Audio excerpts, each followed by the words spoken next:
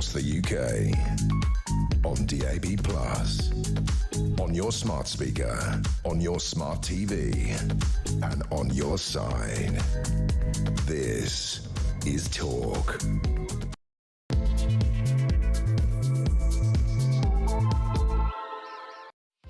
Well, a very good morning. It's just gone 10 o'clock. This is Friday, and so much to talk about this morning, including a Talk exclusive about nearly £1 million given to criminals who were kept in prison too long. They were meant to be released on a Wednesday. They got out on a Thursday. Well, guess what? Your money goes to them because the prison service can't work out when to release prisoners. The system is now so complicated, they're releasing the wrong people at the wrong time, and it's costing you, the taxpayer, money. Tax is a big issue because an award-winning builder, hailed as Britain's best tradesman, quitting the UK for Switzerland.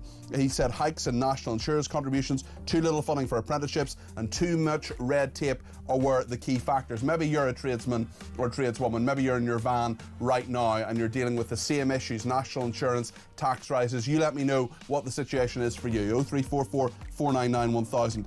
Also, Keir Starmer, weak, naive and gullible, not my words, but the words of Harriet Harman, the former deputy leader of the Labour Party. What is the future for Keir Starmer, and what do you think it should be? Because looking at the polling, 50% of people in the UK, according to YouGov, say that Keir Starmer should step down as Prime Minister. Just 24% want him to stay on. There's so much to talk about this morning. I want to talk about it with you. 0344 499 1000 is the number to call. You can text me 87222 with the word talk in your text. You can tweet me at talkTV. Follow me at Peter Cardwell. Send me a voice note less than a minute to 0344 499 1000. You can also send me a WhatsApp text message or give me a ring on the same number. So much to discuss between now and 1 o'clock. Let's do it together here on Talk.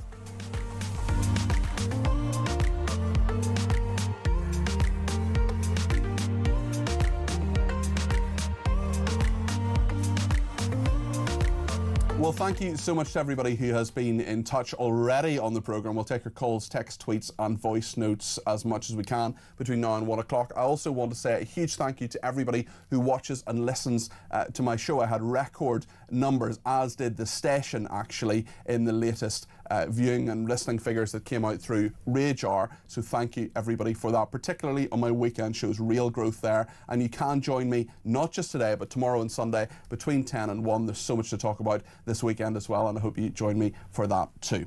Right then, let's talk about this exclusive story. Do you know what this was? This was, honestly, a prison guest, a former governor I was chatting to, who gave kind of an aside, just basically said something, and I thought, hold on a second, there's a story in this. And behind the scenes, our news editor, Ricky, and I have been working on this for a little while to work up this story. It's an interesting one about taxpayers, you and me, forking out nearly £1 million to prisoners illegally held behind bars beyond their lawful release dates. So we know, of course, that so many prisoners are let out at the wrong time. Some prisoners, like Hadish Kabatu, Billy Smith and Brahim Kader Sharif, for example, were let out completely incorrectly. But this is people who are held for 1 or 2 days or maybe longer that they shouldn't have been held. 214 inmates wrongly detained over the last 4 years, compensation payouts of nearly £1 million. Last year was the worst on record. It's getting worse. 67 prisoners unlawfully detained, compensation hitting £288,000 in a year as Labour struggles to run the prison system. You can get between £250 and £500,000 depending on the length and circumstances of the unlawful detention. Now, this doesn't even include privately run prisons. There are a number of privately run prisons run by Group 4 Security or various others in this country.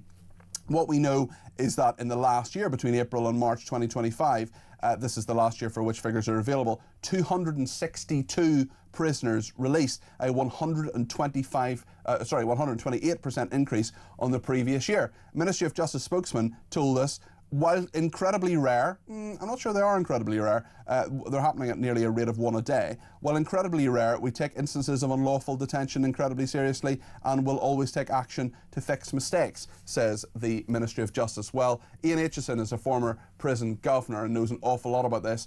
Ian, it just shows the chaos at the heart of the prison system yet again. Hi, Peter. Good to be with Morning. you, and well done for the scoop. Thank you. It's extraordinary. I mean, you quoted the Ministry of Justice press office, probably the only institution in the country that appears to be high on ketamine most of the time when it's giving out some of these answers. The service is staggering, from punch drunk from one fiasco to another. You've mentioned they can't keep the right prisoners in. Now it seems they can't let the right ones out. It's been a hell of a week, basically, for the prison service. There's a couple of other reports that are staggering in their condemnation of behaviour, but this one stands out. I don't actually have a problem with prisoners being compensated. They're ex-offenders when they're released from custody. We have a system. They should be compensated if they are basically illegally held in prison custody. I'm with you, Ian. Yeah. I don't want anybody, if you're sentenced to a year in prison, that's what you should serve. And if you serve a year and a day, well, that's unlawful imprisonment. But sure. I'm sure there are lots of people not happy that essentially Ministry of Justice incompetence means that another £1 million has been charged to taxpayers. No, absolutely. You're right. £1 million would probably, I don't know, buy, say, a couple of dozen frontline prison officers who are desperately needed, actually, to help maintain systems that seem to be falling apart at the sharp end, where people's sentence calculations are being mangled. I think the point that has come up in the research that you've done is that there's been a dramatic increase in these instances since Labour came to power. I don't think that's a coincidence, frankly, because the sentencing system that we have in this country and sentence calculation has become so baroque and so incomprehensible that what you have is a whole system in disrepute. You have the public who don't understand what a prison sentence actually means anymore.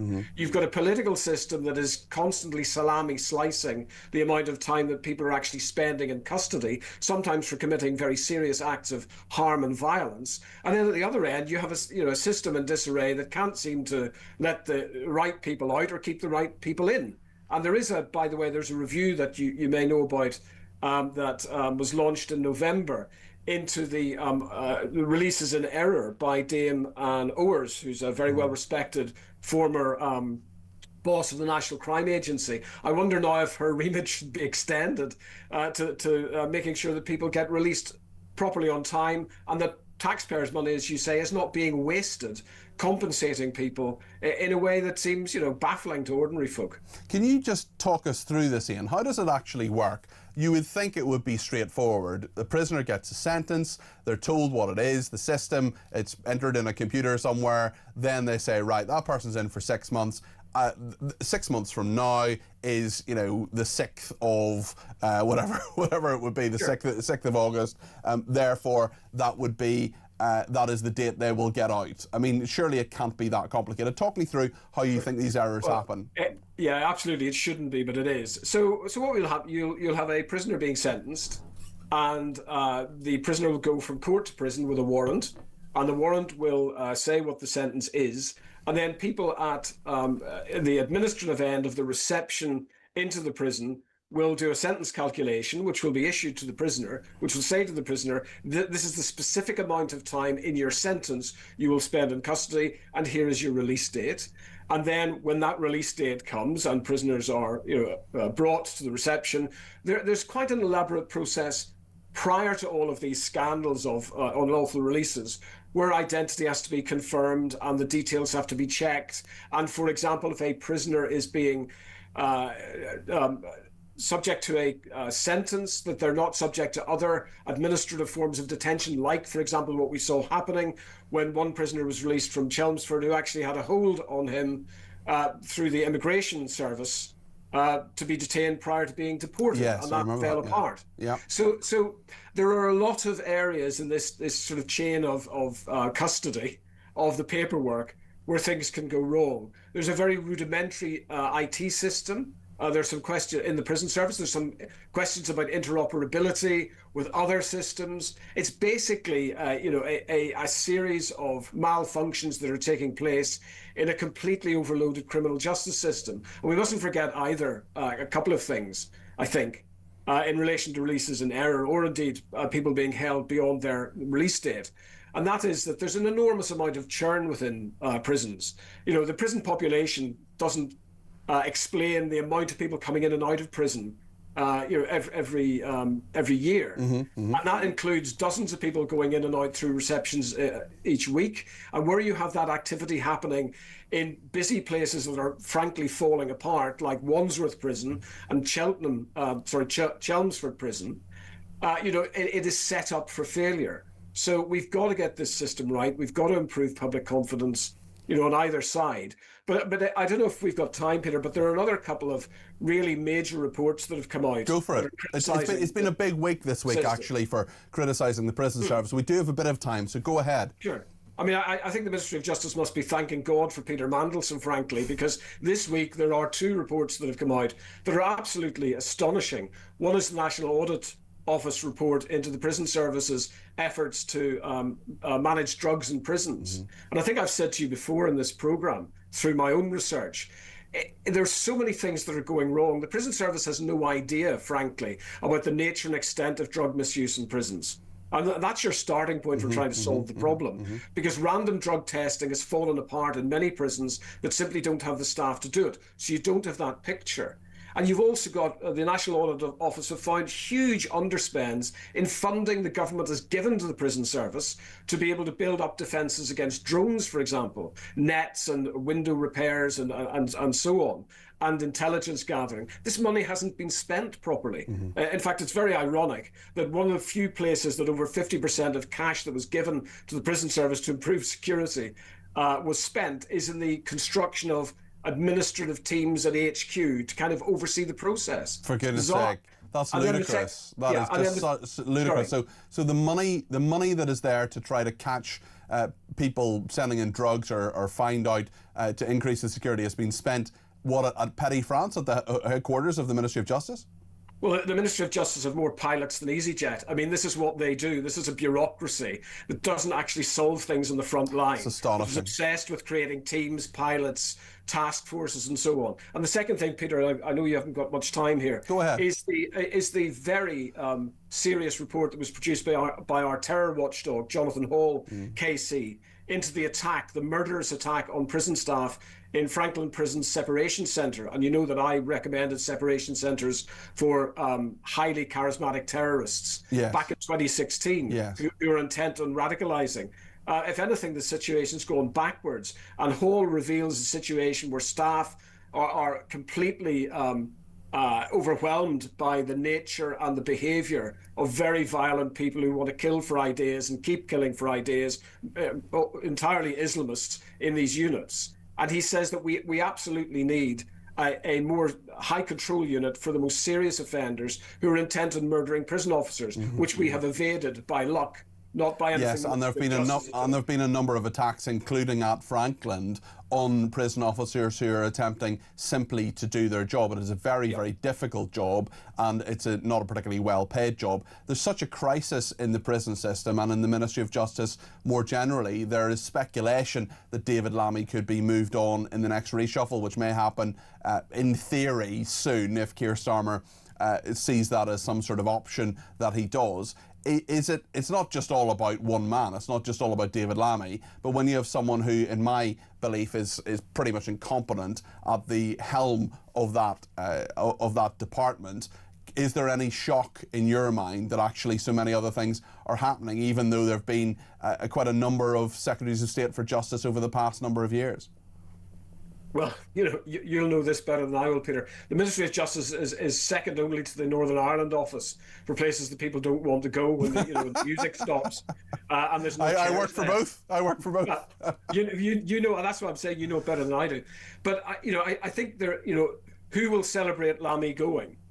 Mostly, it'll be the bureaucrats sitting at the top of the Ministry of Justice, because it's a merry-go-round of ministers that come. They haven't got the time or the expertise or the inclination to grip a bureaucratic system which is running a law enforcement agency into the ground. We actually need somebody there for the long haul with the right amount of grip and the right amount of determination to be able to get rid of this hierarchy of deadwood, these dozens of people at the top of the organisation that have presided over all the failures we've been talking about this morning, and get some people in that actually want to restore the dignity of His Majesty's Prison and Probation Service. Because at the minute, I mean, quite frankly, And I'm a fan of prison officers. This is a clown show. Yeah. Ian, listen, thank you. Painting a really scary picture there. Ian Aitchison there, former prison governor, thanks for joining us. This is the story, the Talk exclusive, that taxpayers, you and me, have forked out nearly £1 million to prisoners illegally held behind bars beyond their lawful release dates. 214 of them over the past 4 years. Last year was the worst on record. 67 prisoners unlawfully detained and compensation hitting £288,000. So it's more than one a week. And the Ministry of Justice says, while incredibly rare, I mean, it's not incredibly rare, it's happening more than once a week. While incredibly rare, we take instances of unlawful detention incredibly seriously and will always take action to fix mistakes. That is what the Ministry of Justice has said. Clay in Folkestone has been in touch and says, Peter, if someone is detained beyond their sentence, surely if these prisons are run by private companies, then it should be the private company that compensates the prisoner. They're running it on behalf of the taxpayer. Great show, best wishes, says Clay. Clay, thank you. Margaret in Birmingham says Starmer should leave number 10 ASAP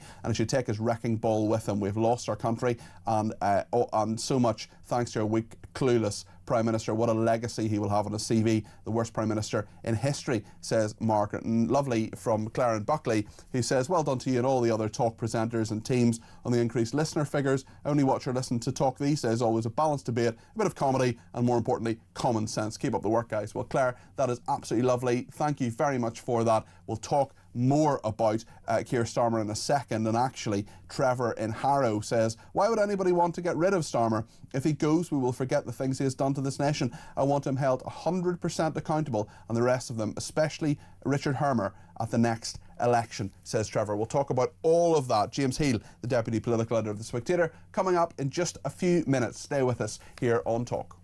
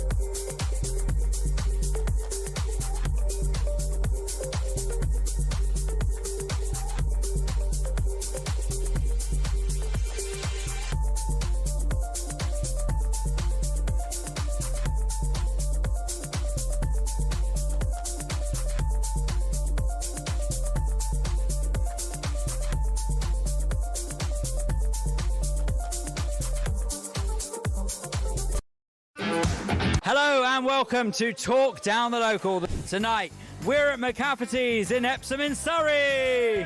Raising the flag, I think, is symptomatic of this desperation. I think it's almost a plea for help. I don't really know Meghan Markle. I know Meghan Markle's from Suits, and that's about it. Actually, I quite like Suits. People coming to the pub and drinking 0% alcoholic drinks, they're still coming to the pub and doing trade. I don't know about anyone else, and I don't know where this is going, but I have 0% beers and I feel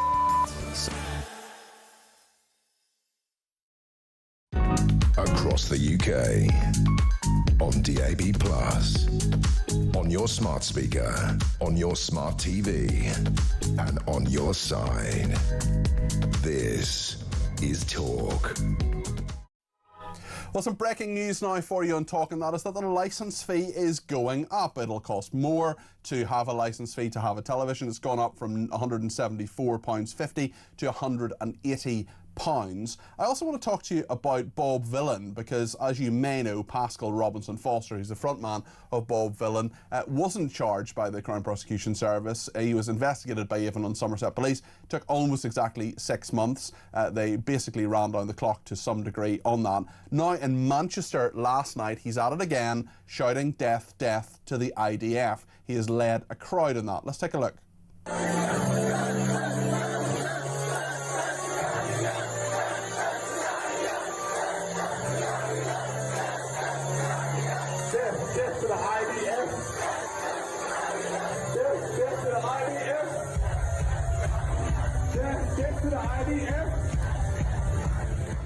So you've got Pascal Robinson Foster there smugly essentially conducting the crowd. They were shouting at dozens of people, if not hundreds, shouting death, death to the IDF. We contacted Greater Manchester Police about it and said, are you doing anything about this? Are you going to, they had previously said, if you say, for example, globalise the Intifada, that is something for which you could be arrested. But apparently death, death to the IDF is fine. They told us, oh, no one's reported it.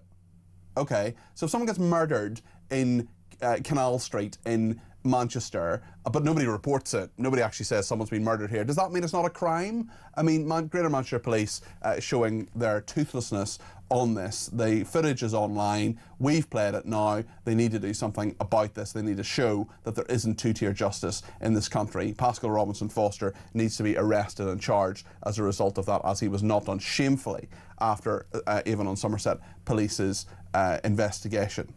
Right then, I want to talk to James Heal now, the Deputy Political Editor of The Spectator, about Keir Starmer's problems. But first of all, maybe I'll get a word from you, James, on this licence fee rise. It's gone up £5.50 to £180 a year. Yeah, I mean, I think that the BBC will argue that given inflation, that's a reasonable increase. But I think the key thing, of course, is that the corporation will increasingly struggle to justify itself at a time when it's had lots of scandals, lots of problems about its leadership. Tim Davie gone, of course, before that, all the issues involving Hugh Edwards.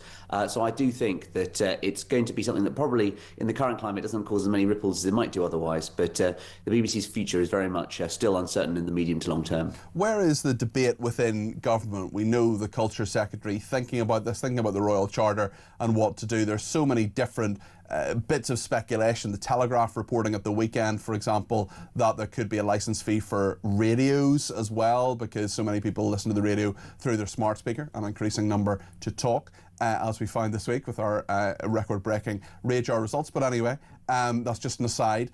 The point is that a lot of people do not sit down at 6 o'clock in the evening to watch the news anymore, or at 7:30 to watch EastEnders. That's not how, especially people of your generation, James, are not doing that. They're accessing television in many, many different ways. So where is the debate in government? Yeah, I think you pick it up right there, Peter, which is that it's sometimes seen as like a left-right thing. It's also a generational thing. So I think that, people who are in their 30s, and increasingly they are in this Labour government, some of the junior ministerial ranks, they're a bit more sceptical about the BBC. They kind of are very wary about social media in a kind of vacuum, but they don't have the same maybe reverence for it. And I think it's quite interesting what this government's doing in terms of trying to reach out to influencers. They recognise that the kind of BBC monopoly that it once had no longer exists in quite the same form. And I think for them, it's a sense that they want the BBC to continue, but they're rather more ambivalent about the form that takes. So I think there's a range of different views. And I think that right now, to be honest though, Peter, because there are so many other issues in Westminster, it's maybe not getting the attention or long-term thinking it probably deserves.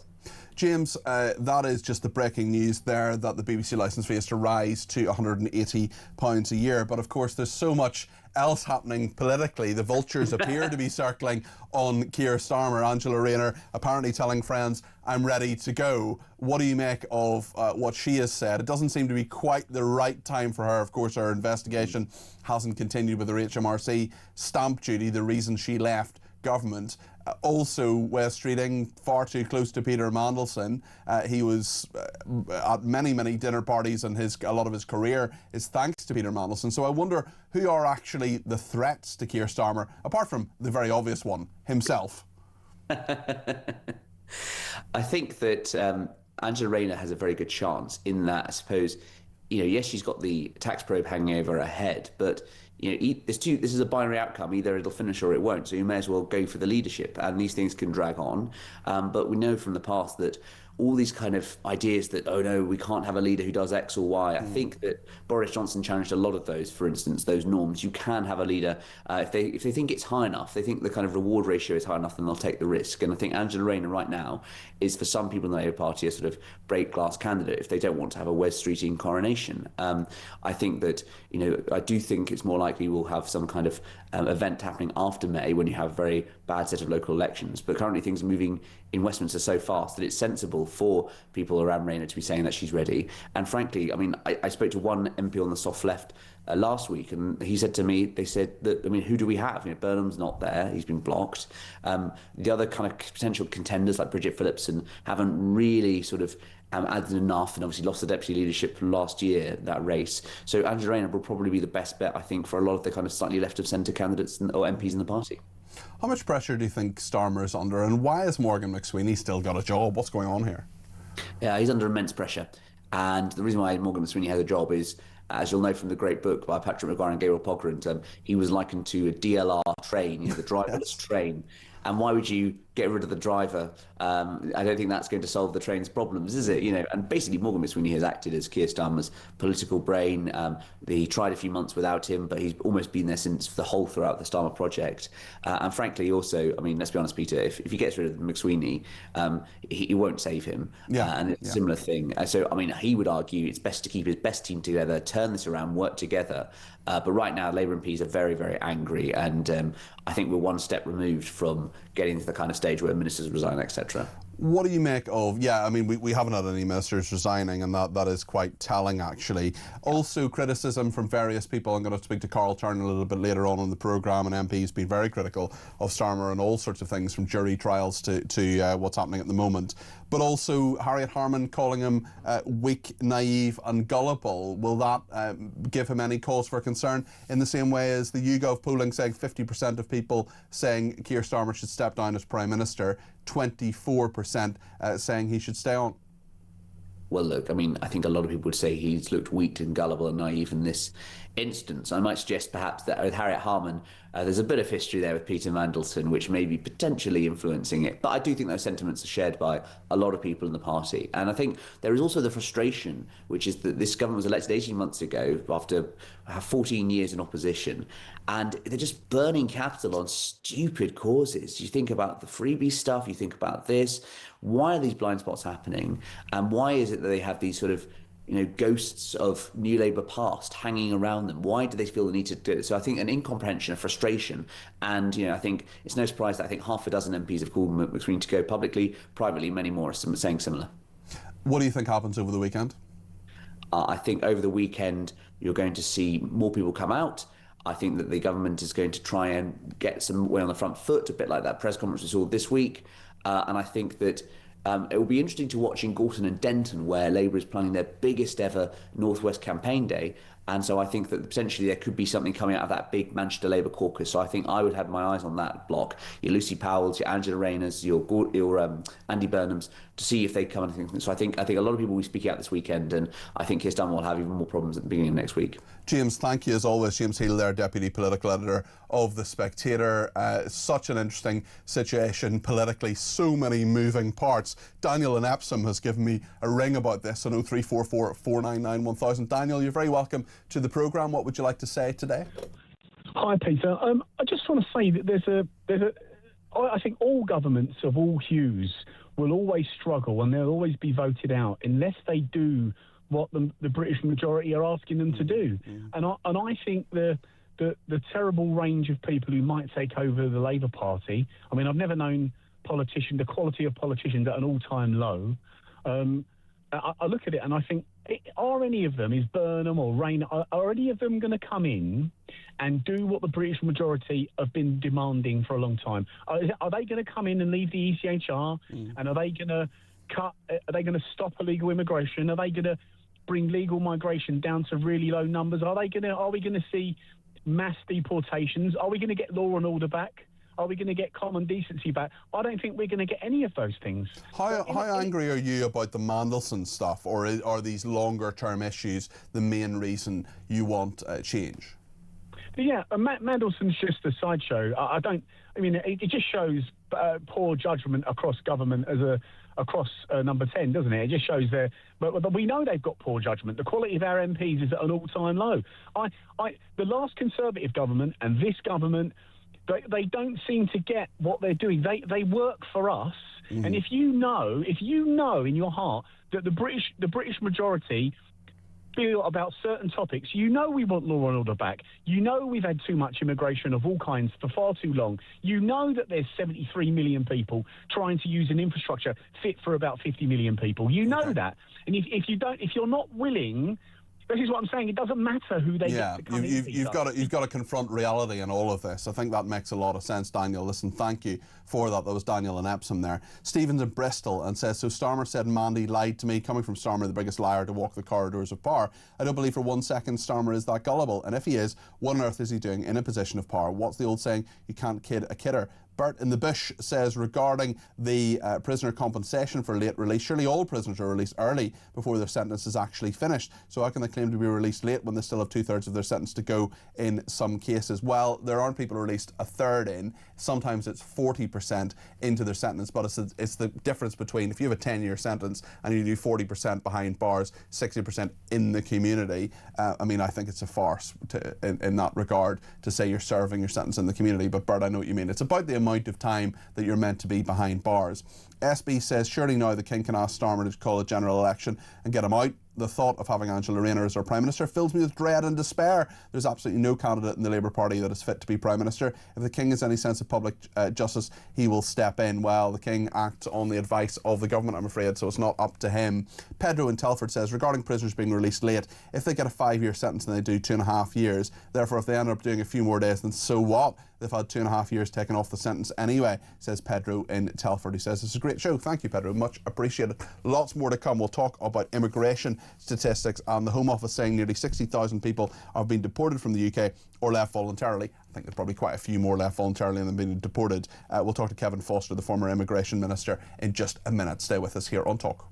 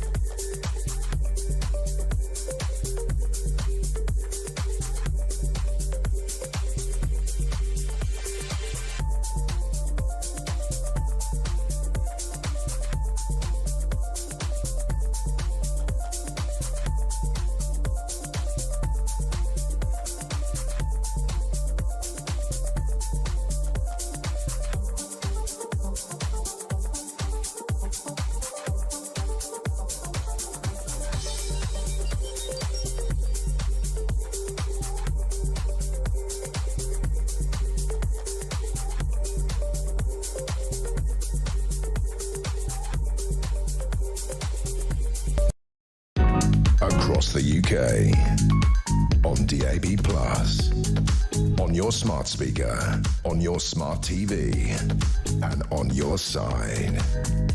This is Talk. Thank you to all your tweets. Sam in Bexley has contacted me and he has worked out that apparently the rise in the licence fee is going to be something like 119 million quid. And Sam asks, hold on a second, is that actually going to cover the legal fees that Trump would have suing the BBC for that doctored documentary? Really good point there from Sam. Thank you for that. Lenny in Ashford says, I believe we have nothing to worry about. Lammy promised to give the problem his undivided attention, would sort out the problem some months ago in these prisoner releases. He's only waiting for an opportunity to prove to voters that Labour are competent. Another person says, it's strange how the prison service and judicial service are efficient when it comes to people like Lucy Connolly. Suspicious, I feel, for officers on the ground. Two-tier prisons. I want to talk now about the Home Office saying nearly 60,000 people deported from the UK or left voluntarily since the 2024 election. I think probably it's going to be a lot more leaving voluntarily. We'll talk about this now with Kevin Foster, who's a former immigration minister. Kevin, thank you for joining me this morning. Can you just take us through this? Because there are so many times when the government would have us believe that they're deporting loads and loads of people, but actually it's a minority of people who are not leaving voluntarily. If you're an Australian student and you overstay your visa by 3 months and they send you a letter saying, if you don't leave soon, we will, take action to send you back to Australia, and the person goes, oh, fair cop, okay, shouldn't have done that, get on a plane, off I go. That's not the same as forcibly deporting someone.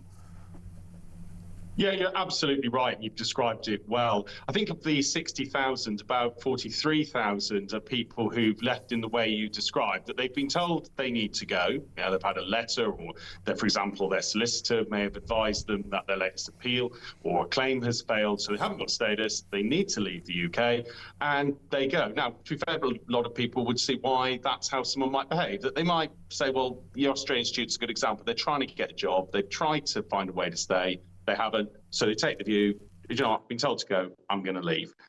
However, what people will be envisaging with the way the government's presenting these figures, if they say 60,000 deportations, is more when we come on to the enforced removals, which are the remaining 15,000, which are people who need to leave and are now being pushed to go. The enforced removals, 15,200 people in the UK illegally removed since the 2024 election, but deportations of foreign national offenders are 8,700 deported under this Labour government. That's up 32%. I mean, should we be grateful for this? Should we say this is a marvellous example of the government doing its job? Well, it's always welcome to see an increase in the removal of convicted criminals from the country. To be clear, foreign national offenders only applies in terms of description to those who've been convicted of a criminal offence here in the UK and are being removed following that. So these aren't, for example, people who've just broken immigration rules. So yes, it's welcome to see more people being removed, and some of that reflects some of the changes that have been made over recent years, including under things like the Nationality and Borders Act back in 2022, which have removed some of the barriers that people were using to avoid being removed from the country. Although the government will still be finding its challenges from things like the ECHR, the infamous chicken nugget case, hence some of the commentary you're now seeing about the government wanting to restrict some of the ability to use right to a family life under the ECHR in, let's be honest, some pretty ridiculous ways that few would have envisaged when the convention was signed. Kevin, I just want to ask you about this avoidable loss of life in the deadliest Channel disaster. The Cranston inquiry into the death of more than 31 people assumed to have drowned after a crowded inflatable boat capsized during the night. Now, there are clear errors and problems here. The only 2 survivors discovered in French waters nearly 12 hours after the first calls for help. And in Cranston, the inquiry is very, very harsh on the Coast Guard in all of this and says there are systematic failures. That is perhaps true, but surely the blame has to be with the people who were put on that boat in the first place, the gangmasters, and I don't see a lot of criticism of them. Yeah, absolutely. And to be fair, the inquiry the report does include clear criticism of the fact that fundamentally about 33 people were put in a rickety craft in poor weather and sent across the channel, which is cold and deep water and about the busiest shipping lane in the world. So it was entirely predictable that something would go wrong, and the gangs concerned don't really care about human life at all. They just see this as a commodity, as a good that they're shipping across the channel in exchange for a payment. So that does need to be remembered. This was not a safe, seaworthy boat that got into difficulty. It was inevitably a craft that was going to have problems. Yes, there is criticism that goes up, but also we should note some of the comments being made about the French Navy as well. The closest craft to the incident where the boat was sinking was actually a French vessel. I remember being in the Home Office at the time. It was very close. Our understanding at that time was it had been in French waters.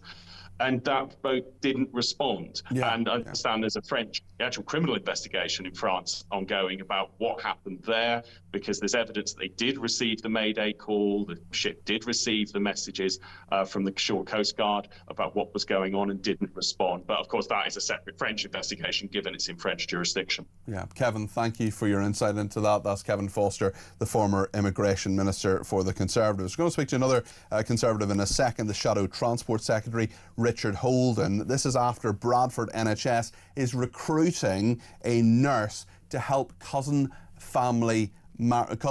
marriage family. So in Bradford and in various parts of the UK, cousins are getting married. Richard Holden has introduced legislation to try to prevent cousin marriages. We've had some of the pro-Gaza MPs, one in particular, saying that it is a good thing.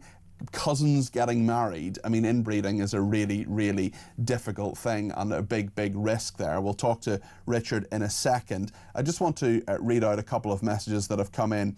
One from Gary, who says, the government could easily deal with the issue of prisoners claiming compensation for being released from their sentence late. Just pass a law that says the cost of keeping someone in prison can be reclaimed from any and all compensation payments a prisoner may receive from the state that are a direct result of them being in prison. So that would include not only a payment to compensate for the late release, but even if, for example, they get compensation for an accident in the prison kitchen, that payout goes to the state towards their bed and board while in prison, because if they hadn't committed a crime, they wouldn't have been in prison in the first place. Job done.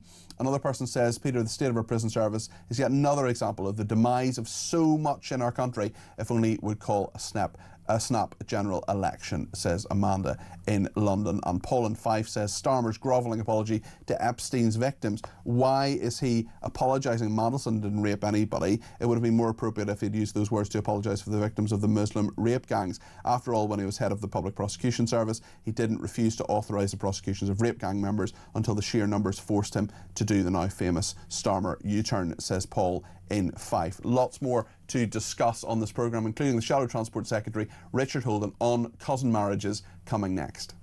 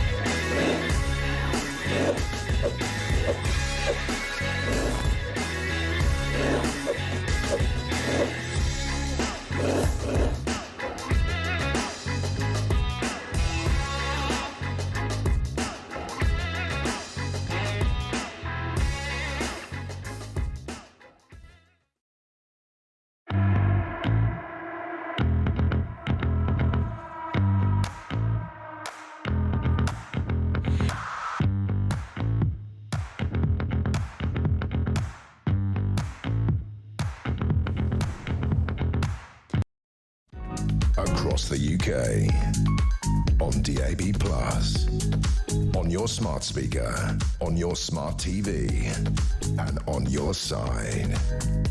This is Talk. This is Talk. I'm Peter Cardwell here between now and 1 o'clock. And we're going to speak to the Shadow Transport Secretary, Richard Holden, now for the Conservatives. Richard, good morning. Good morning, and appropriately, Peter, I am in a car in Basildon today as Shadow Transport Secretary. Excellent. Well, we're going to talk about cousin marriage in just a second, certainly. But can I just get your reaction to the BBC licence fee? It has gone up from £74.50 to £180. What's your reaction to that, Richard? Look, I've had issues with the BBC licence fee for some time. I don't think it's a model that works for the modern era. I think it's one of those things that is a slab tax that hits the poorest the hardest as well. I think it's something that we need to obviously have a proper look at. You know, there's some good things the BBC do, like the World Service, but I think far too much of its programming is basically repeats or what should be a commercial product, and it just needs to be looked at properly for the future now. I want to talk about cousin marriage because you introduced proposals in over a year ago, actually, saying that children of first cousins at greater risk of birth defects, of course, the practice should be prohibited to protect public health. I mean, that's all very sensible. Now we have an NHS hospital trust recruiting a nurse to support families where parents are close relatives. This is Bradford Teaching Hospital, NHS Foundation Trust, advertising the position for a close relative marriage neonatal nurse and midwife. The job description saying the successful candidate would provide comprehensive care and support to families who have recently had a baby and are close relatives, cousins, uncles, aunts, or other closely related family members. It's illegal, of course, to marry your brother and sister in the UK, but weddings between cousins are allowed. Now, is this just the NHS responding to what is happening in Bradford? Is this understandable, or is this a symptom of a dreadful thing that is happening and actually an MP in Parliament has defended at one point? Yes, it is. I'm afraid that, you know, we need to get this legislation passed to ban first cousin marriage. We should not be having a situation in which first cousins are getting married. And there's three clear reasons for that. The first, and it's overwhelmingly the case, the health implications for the individuals are huge. There have been multiple different studies showing that that right across the board, in all sorts of different circumstances, for mental health, but also really for some very, very serious physical health conditions, first cousin marriage causes major, major problems, particularly when it's carried on generation after generation after generation, as it is in some of these communities.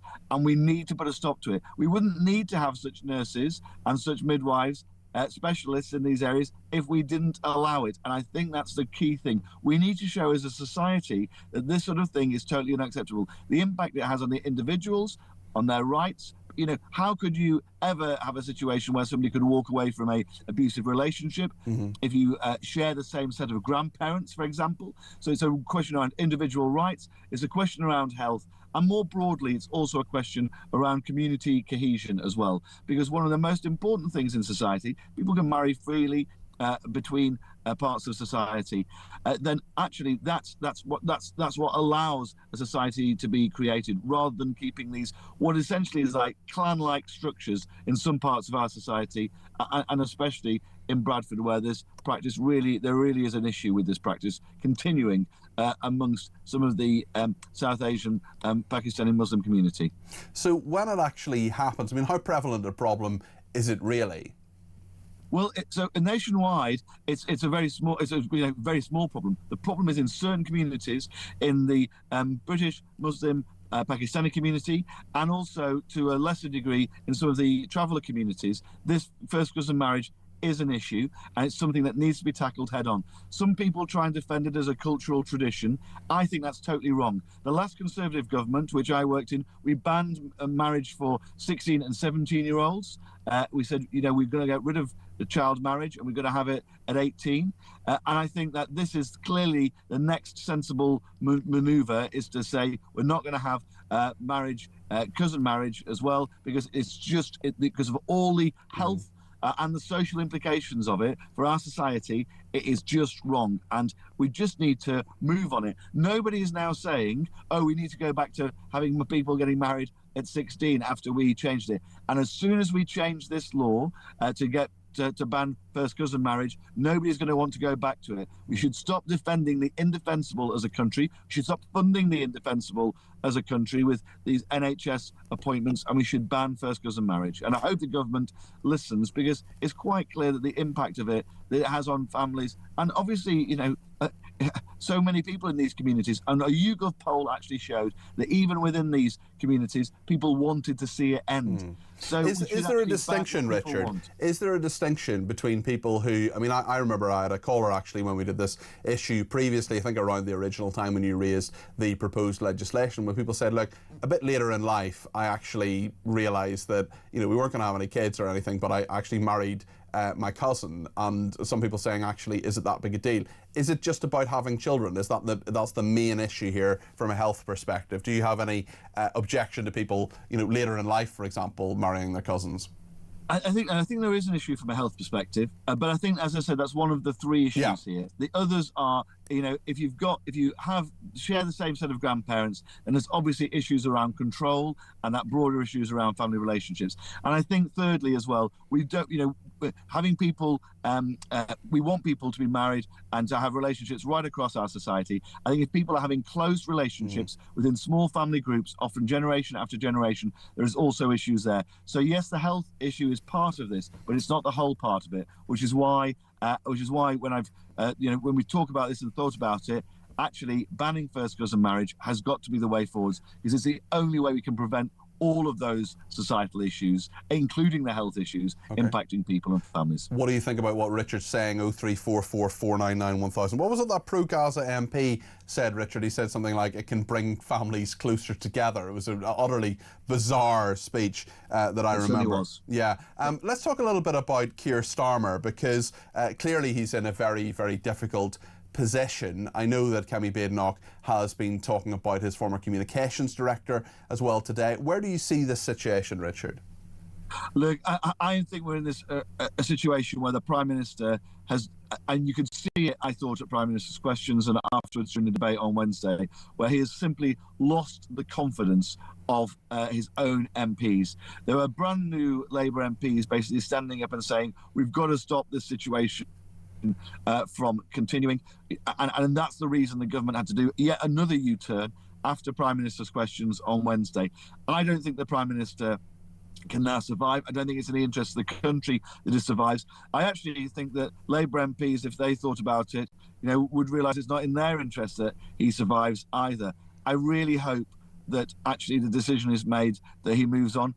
I don't understand how on earth he could have made the judgment in the full knowledge that Peter Mandelson was continuing his relationship with a convicted paedophile. I don't understand how, in those circumstances, he could think it was possibly the right judgment call to appoint him as our ambassador to the United States. It is, on this issue, it is the Prime Minister's judgment that is being questioned, and it is a really serious judgment. In fact, I was in the House of Commons listening to the debate, and I thought Emily Thornberry made a really good point, the Labour chair of the Foreign Affairs Select Committee. She said it was one thing to stand by people when there's been no conviction, and actually that can be a really good thing, when people have got, there's been no conviction, and, people are on trial, etc., etc. When somebody is convicted of a serious criminal offence like child sex trafficking, right, then it also shows a sort of character that you are if you stand by them. And I think that's a crucial thing here. What it showed about Peter Mandelson, and then it shows about the judgment of our Prime Minister in keeping him in place. I think those are really serious questions. And I think that actually Labour MPs need to look at themselves and ask if they'd have made the same decision. Because I don't think, in their heart of hearts, these Labour MPs I really don't think the majority of them would have made that decision to appoint somebody who's close to a convicted paedophile. I just don't think they would have done that. Yeah. And therefore, if they don't think that judgment's sound, they've got to get rid of the Prime Minister, because he's making judgment calls, serious judgment calls on behalf of our country every single day. Richard, thank you. That's Richard Holden there, the Shadow Transport Secretary. Interesting one from Mary in County Down. He says, why has Starmer still not got anyone around him to give sensible advice? Why on earth did he proceed with that Pride in Place announcement yesterday? This was the big announcement that he did in Essex. An opportunity for a positive announcement thrown into the raging inferno of the Mandelson scandal. The Pride in Place programme is exactly the sort of vehicle he should be using to make keynote remarks on his commitment to improving communities, pride in Britain, etc. He should have stayed in Downing Street and found a tie and a white shirt, spoken only on Mandelson. He has no instinct for what is right, nor does anyone in his orbit. He either needs to sack himself or sack his advisors. Going ahead with Pride in Place shows that he doesn't value the initiative, nor respect the people and communities it's meant to help. If he respected them, he would have postponed the launch until Mandelson's the outrage over Mandelson dies down. The fact that he ploughed on regardless is yet another example of his poor judgment and the poverty of ability in those around him. Well, Stuart in Somerset has some thoughts on this. Stuart, thanks for the call on 0344 499 1000. What would you like to say? Good morning, Peter. Morning. I'm 61 years old, and I have to say this is the first time in my life that I am utterly bereft of any ability to see anything other than is clearly the elephant in the room. How can our sitting Prime Minister still remain our sitting Prime Minister when he has clearly given the job of Mandelson as the most prestigious job I am almost speechless, which if you ask my wife is very rare for me. How I am beyond. The thing that gets me, Stuart, is he was Mr. Rules, Mr. Procedure, Mr. Detail in all of this. Yet he doesn't seem to have followed the rules, the procedure, or the detail at all. And actually the vetting, for example, of Peter Mandelson was done after he became ambassador, the proper vetting by the security services. How on earth did he get himself into this very risky situation, especially with someone who is a proven liar? There is, whatever angle you look at it from, Peter, there is no logical conclusion to draw other than our Prime Minister gave the job to Mandelson, knowing full well that he was still friends with a convicted paedophile. Well, and he said that as well. He said that in the House of Commons. He did know that that contact had continued. And that, to me, just shows an appalling lack of judgment from someone who is essentially saying, I'm the Prime Minister, my judgment is the thing you need to trust because I'm leading the country. Where is the leadership there? Where's the moral and ethical framework? You and I are singing from the same song sheet. I genuinely now believe that there is a very good likelihood that our Prime Minister will be told by the Parliamentary Labour Party, we are effectively going to kick you out, and he will say, if you do that, I will go to the King and dissolve Parliament, and 75% of you will lose your seats. Peter, I am beyond disgusted with what's happened. It's appalling, Peter, appalling. And I think a lot of people feel the same way. Stuart, listen, thank you very much for your opinions on that. Whatever your opinion, whether you think Stuart and I are talking sense or whether you back Keir Starmer, let me know. Maybe you're part of one of the 24% of people who think that Starmer should remain as Labour leader and Prime Minister. We'll go through some of that polling with Joe Twyman, King of Polls, founder of Delta Poll, in just a few minutes' time. I want to get more of your views on the air in the next hour. Give me a ring, 0344 499 1000. So much to discuss this morning, so stay tuned to Talk.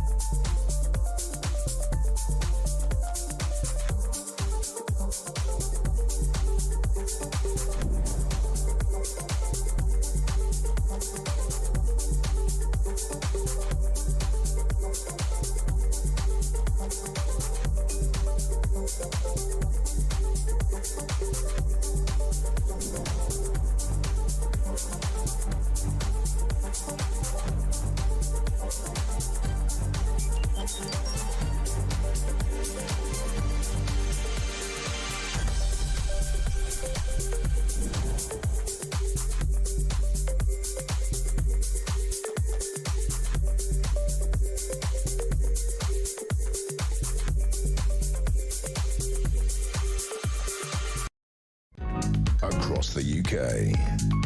On DAB+, on your smart speaker, on your smart TV, and on your side.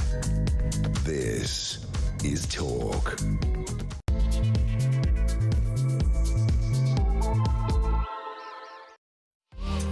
Are you one of the half of people who think that Keir Starmer should resign? We'll talk about that in just a second. There are lots of people getting in touch on 0344 499 1000 with their views on Keir Starmer this morning. The crisis for the Prime Minister continues. We're also talking about taxpayers forking out nearly £1 million to prisoners who were illegally held behind bars beyond their lawful release dates. The Ministry of Justice says it's incredibly rare. Well, it's happening more than once a week that someone who should be released isn't released, and then we, you and me, taxpayers, have to pay them compensation. We'll talk to John Sweeney, the author of Hunting Ghislaine, very soon about Starmer being accused of blaming the security services after the vetting process that failed to bar Peter Mandelson. The King as well heckled over Andrew's ties to Epstein. That happened. We'll talk about Iran as well, the story that so many outlets are completely ignoring. Well, actually, the US and Iran holding nuclear talks in Oman. We'll get the latest on all of that and what's happening with the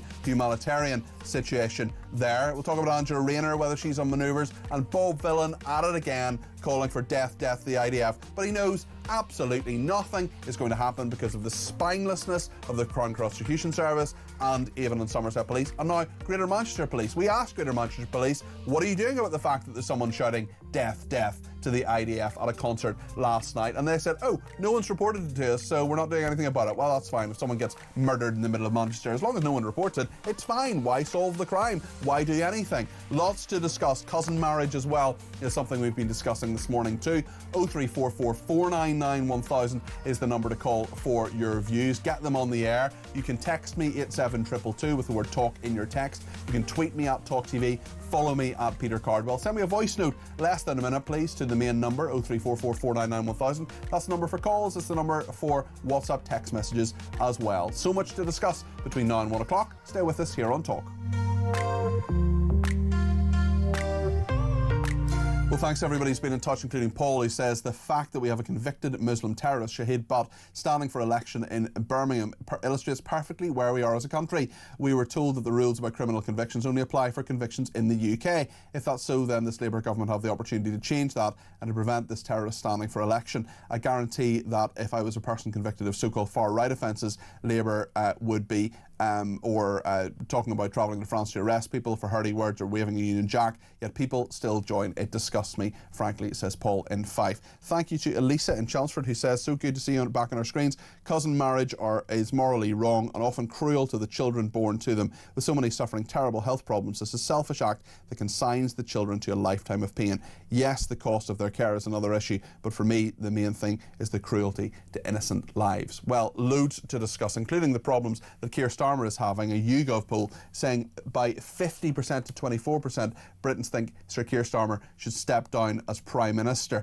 2024 Labour voters are split. 37% want him to stand down, 40% want him to stay. Let's speak to the king of polls, Joe Twyman, founder of Delta Poll. Good to have you in the studio. How are you doing? Yeah, I'm good, thank you.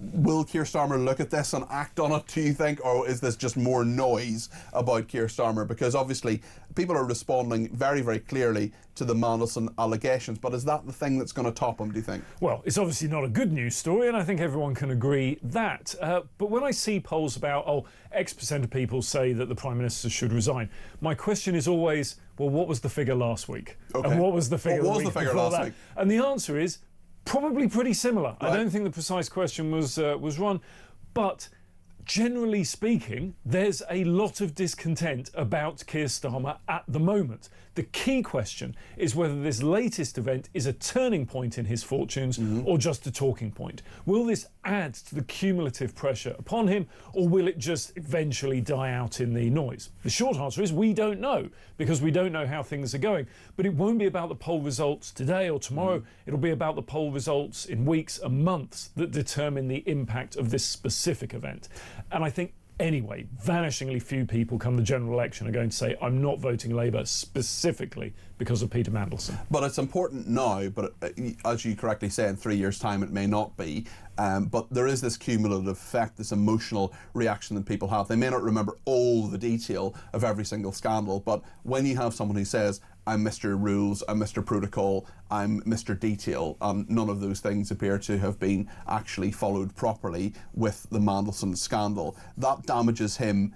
It damages his brand to a greater extent, doesn't it? Yeah, absolutely. And it's the cumulative effect that is where the real damage will come from. It's the fact that there will be a continuing narrative. This is an example of the kind of stories that we tell ourselves and each other. That you're right, it's not about the specific detail, but answers questions about, can this person be trusted? Do they know what they're doing? Do they work in an efficient and effective way? Do they tell the truth? All those questions have been answered, not just by this event, however, but by a series of events. And that is the problem that Keir Starmer has. And that's why his, to my mind, position is so weak at the moment. Not because of this specific position, but because of everything that has gone before it, and then having this position, a news story come out. It's interesting, we have obviously some people who others are talking about as potential leaders, Angela Rayner, Andy Burnham, although he's not in Parliament, Wes Streeting and Ed Miliband. I wonder, would Labour do better under them? Well, we can speculate about what might happen, but it is just that, speculation. Generally speaking, if you look at historical changes of leaders, you see that you can expect a 2 or 3 point bump, but it doesn't tend to last that long. And the key question that all of those candidates would face is, yes, they would come with a clean slate, and it's not that one is particularly popular or unpopular, it's that basically all of them are relatively unknown by the general public. So they'd be coming with a clean slate, but what would be open to them in terms of the levers of power? What could they do fundamentally differently in terms of actually addressing the real issues that people vote on, such as, and most importantly, the cost of living, but also education, the economy, immigration, taxation, all of these things. What could a new leader do that was dramatically different? I think their options are relatively limited. Stuart has been in touch, and actually there was a call just before the news there, and he was saying that actually within all of this, a lot of the MPs won't get rid of him because they'll see what a general election would bring. Obviously, we don't know whether Keir Starmer would, in the final flourish, simply call the general election. I don't think that's actually likely. But it is interesting if you're a Labour MP sitting there thinking, what's best for me in all of this? Because so many, there hasn't been a single ministerial resignation over this. It would take a couple of members of the cabinet probably to topple Keir Starmer, if not more. So how closely do you think MPs will be looking at all the factors, including the numbers on all of this? I think what will be really important for all of those MPs that you mentioned is not specifically the polls or the polls about a specific event, or indeed the long-term trends in the polls, which are more important. It'll be the May local elections. I think that will be the point where there will be no hiding left, and people will be looking at areas that they are MPs in, or areas like the areas that they hold constituencies for, and they'll be thinking, what does that mean for the general election in a few years' time? And they'll be thinking, OK, the situation's obviously bad at the moment. Can it recover? Will I survive? And I think that will be an individual basis, the kind of questions that they'll be asking themselves. Let's talk a little bit about Gorton and Denton. Obviously, we're not going to mention any particular candidate, because then I'll have to read out all the candidates. And if that happens, Joe, you will be taken from the place from whence you came, and your head will be removed from your body. But what's it looking like in Gorton and Denton? What's your instinct? Well, the short answer is we don't know, because there's been pretty close in some of the polling between Labour and Reform. But there hasn't been much in the way of effective polling. There's been a poll with a few more than 100 respondents taking part, and you have to really question the validity of that finding. The polling company themselves questioned the validity of it, didn't they? Yes, They sort of exactly. said, this is not a representative sample. Exactly. When the people trying to sell you the poll are saying, actually, don't pay much attention to this, that is what we describe as a red flag. So there's an absence of actual polling, but you get a sense, well, if you look at how it performed last time around, and it's only had one general election because it's a new constituency, which just makes things even more complicated, you see that Labour were way ahead, won more than 50% of the vote, and then Reform and Greens were pretty much neck and neck in second place. So could either of them take it next time? Well, it's not really demographically orientated towards either of those. And so it could be the case that the quote-unquote left vote is split between two parties, Labour and Greens, and that might let reform in. Alternatively, there may be a galvanisation from specific communities against reform around a particular candidate, either Labour or Green, that keeps reform out. But all we really know is that essentially it could be any of the three, and anything more than that is just speculation. What about the Conservatives and Liberal Democrats? I mean, it's unlikely they'll do particularly well in that constituency. There are, of course, a large number of other candidates running, and we're not going to talk about. You can go onto various websites and find the full list. But I think, judging by the evidence we have available, and as I say, there's not a lot of that, but judging by the evidence we have available, it appears that it's going to be a three-way race. It may be a two-way race. It may be a one-horse race. Not that I'm suggesting that any of the candidates are horses.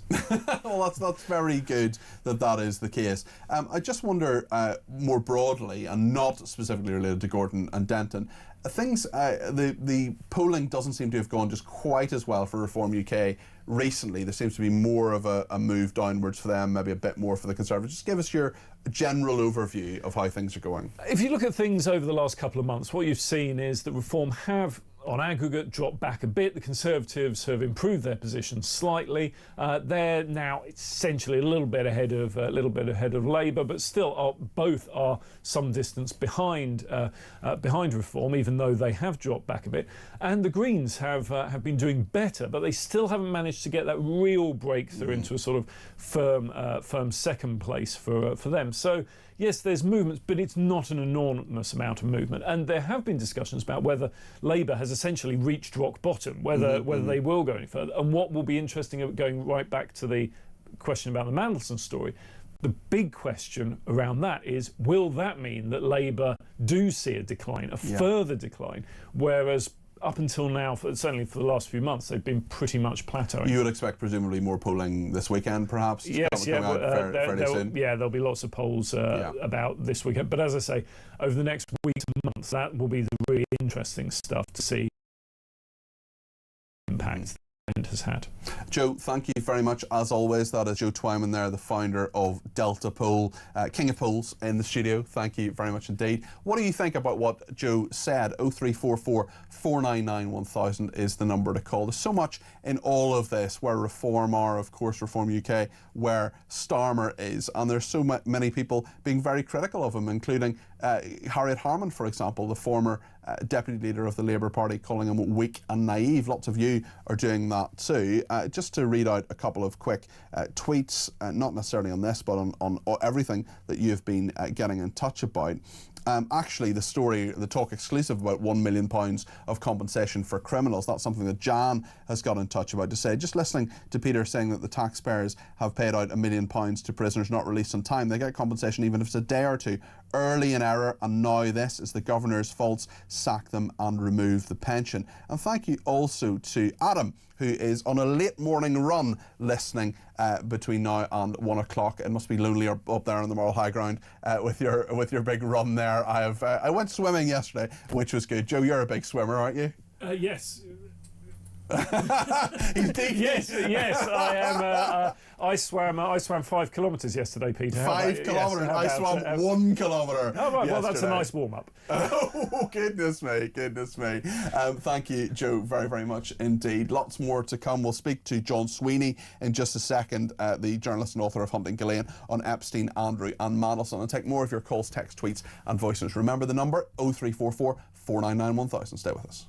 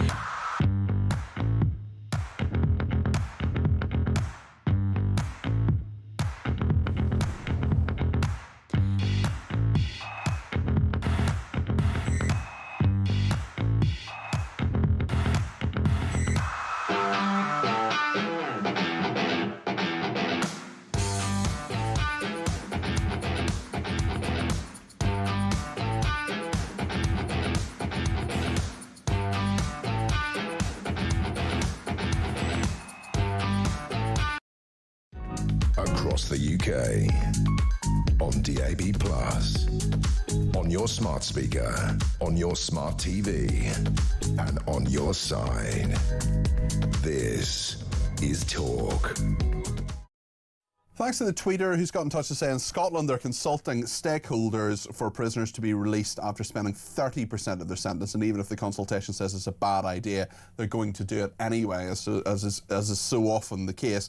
Thanks to Sandy who says, I must be obtuse as I don't understand how somebody in Angela Rayner, who was unfit to be Deputy Prime Minister because of her tax shenanigans, but it appears okay for her to be in the running for a higher post. Please explain. Well, Sandy, it's just up to the Labour MPs, and these scandals, they think anyway, go away. But your point stands very, very clearly, and that would be the first question to Angela Rayner. You know, she's shown bad judgment. She's broke the law.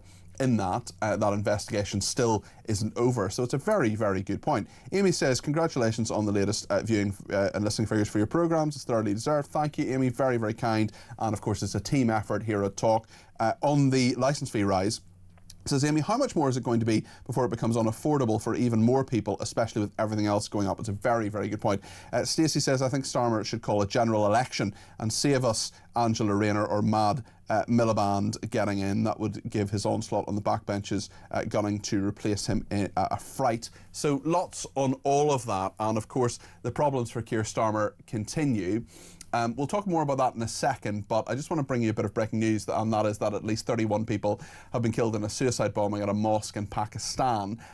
This is 169 people wounded, as well as the 31 people killed in a suicide bombing at a mosque in Pakistan's capital city, Islamabad. According to government officials, the explosion took place at a Shiite mosque in Pakistan's capital, Islamabad's Deputy Commissioner has said. So if there's any more on that, of course, we'll bring that to you between now and 1 o'clock and throughout the day here on Talk. But I want to speak to John Sweeney now. He's a journalist and author of Hunting Ghislaine, Epstein, the Prince and the Presidents, a gripping expose of corruption and child abuse. John is with me now. Good morning. Good morning, Peter. When you put together all of what you have investigated, for example, the fact that Bill and Hillary Clinton now say they're now going to give evidence to Congress, the huge issues that Keir Starmer is dealing with politically, whether he followed the process, and also the King being heckled over Andrew's ties to Epstein. That is something that must be very uncomfortable for the King. It's happened a couple of times now. Where do you see things in relation to this scandal? Well, I mean, people talk about the files, but I like to think about it as the Epstein sewer. And this is, and essentially, what's happened is it's Donald Trump who's the great disruptor, because when he was out of power in 2020, he called on the Biden administration, release the files, and this is kind of like a delayed action bomb, which is covering all of these men, the not so great and the not so good, in frankly their own excrement.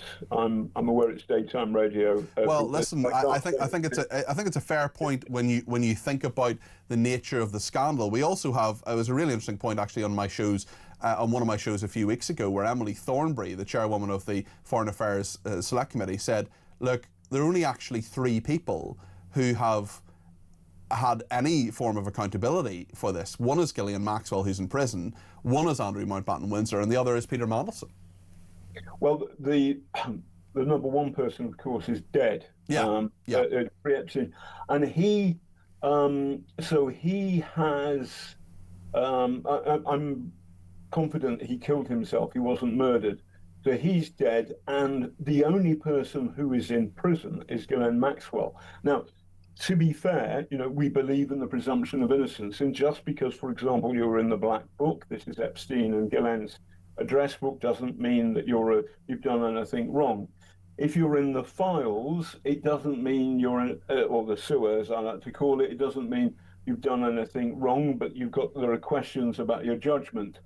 Mandelson, I think, is in a different category here, because the files tell us that there is a series of essentially terrible leaks of our national secrets that have gone from, he sent them off to Epstein, and Epstein is in a position to make a ton of money about that market critical information. And we can also see that Mandelson, or his boyfriend, now husband, gain financially. And the numbers that we can prove right now are tiny, trivial. $10,000 for massage course for the boyfriend, $75,000 for Mandelson. But there is another number, $2 million of a property in Brazil, but that's fuzzy. The files don't give us a clear shot on that. However, just those 2 things, the leaks of commercially critical information, when Mandelson is business secretary, and the pots of money, not big, but big enough. And that strikes me as corrupt. And I think very soon the police are going to go, and Inspector Nacker is going to finger Peter Mandelson's collar. And he's in trouble, serious trouble. I can see there being a criminal prosecution. And I won't be, because I know Peter Mandelson and he knows me, and we've fallen out on several stories over the years. But if I was on the jury, I would not be voting not guilty. And I'll tell you why, Peter. It's for the podcast I did for Global back in 2020. I listened to every single minute of it, John. It was very good. Cheers to that. You can buy me a pint next time we meet. So the thing about it is, I call up Peter Mandelson and I say, you're in the Black Book. By the way, 10 entries. I mean, there's a lot of numbers there. And he says, John, I'm on a Zoom. Could you call back in half an hour? Would you care to do that? I said, fine. And I call him back. I get the answering machine. I get the answering machine. I get the answering. So for people, here's the point, is I'm an investigative journalist. I'm asking him direct questions about his relationship between him and Ghislaine Maxwell and Jeffrey Epstein, and he doesn't want to engage, he's running away from me. So, but it's interesting when those questions were asked, when the security service said, there are questions to ask, there are problems here, you need to have a discussion with him, and that vetting was done after he became ambassador to the United States. It should have been done well before it. We're in a situation where Starmer appears to have believed Peter Mandelson's assurances on all of this, when he was a proven liar. He had to leave government in disgrace twice for lying. I mean, what do you think it all says about the judgment of Starmer and the fact that, you know, we're now talking about Angela Rayner perhaps becoming Prime Minister, someone who was not forthcoming when it came to her stamp duty, for example? I mean, there is a serious issue at the heart of our politics. Yes. So Starmer is in serious trouble because there are a lot of journalists like me who saw the dark side of Peter Mandelson a long time ago. I mean, I was around, I can remember Mandelson resigning the first time in 1998, and the Paul Routledge, who my then news editor on The Observer, kind of cheering. So it's absurd that Starmer made this appointment, made him our man in Washington, D.C. It shouldn't have happened. And Starmer, I think, is going to end up resigning. By the way, what's about to happen, and it's a funny word, there was a humble address is the phrase, but yesterday, the Commons agreed that what's going to happen is the communications, that pretty much means the WhatsApp messages between Starmer and Mandelson and between other people in government and Mandelson are all going to come out. Now, they're going to be vetted for national security purposes, but I suspect that the vetters, having screwed up previously, will want to be as open as and publish as much of this as possible. Although it's the Intelligence and Security Committee that will be going through them rather than MI5 or MI6 vetters necessarily. But you're right in that they're not going to spare blushes. Things aren't going to be redacted for embarrassing reasons. They're just going to be redacted for national security reasons, and that's right that should happen. So I suspect that there will be a lot of cattiness about Trump in this stuff. Okay. And that Starmer lacks the political elasticity to survive being hit on the one hand by the foolishness and the naivety of appointing a crook like Mandelson to be ambassador, and then Trump having a go at him from the other, you know, what are you saying about me in private? I don't like it. And I can't see Starmer surviving this.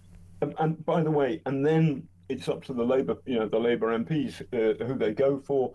I'd put my tenor on Al Carnes, the very good former Royal Marine, who's currently, there's a bit of a whiff of John Major in the dying days of Thatcher. You know, he's climbing up an ice. Also won the Military Cross. He's undeniably a war hero. Yeah, and when asked by the woman from Reform for Runcorn, would Sarah Pochin. Would you now join the British Army? Al replied, no, the Royal Marines. So, but Angela, by the way, she got her, her complicated application, her mortgage application wrong. She didn't play it quite by the book. It's not in the same league as what Mandelson has done, or nothing like it. And the thing about Angela Rayner, apparently, is she told the king that his brother was a nonce. Yes. And the king didn't go, oh well, you're wrong about that, though. Yeah. So the thing about Angela is she talks human in a way that Keir doesn't.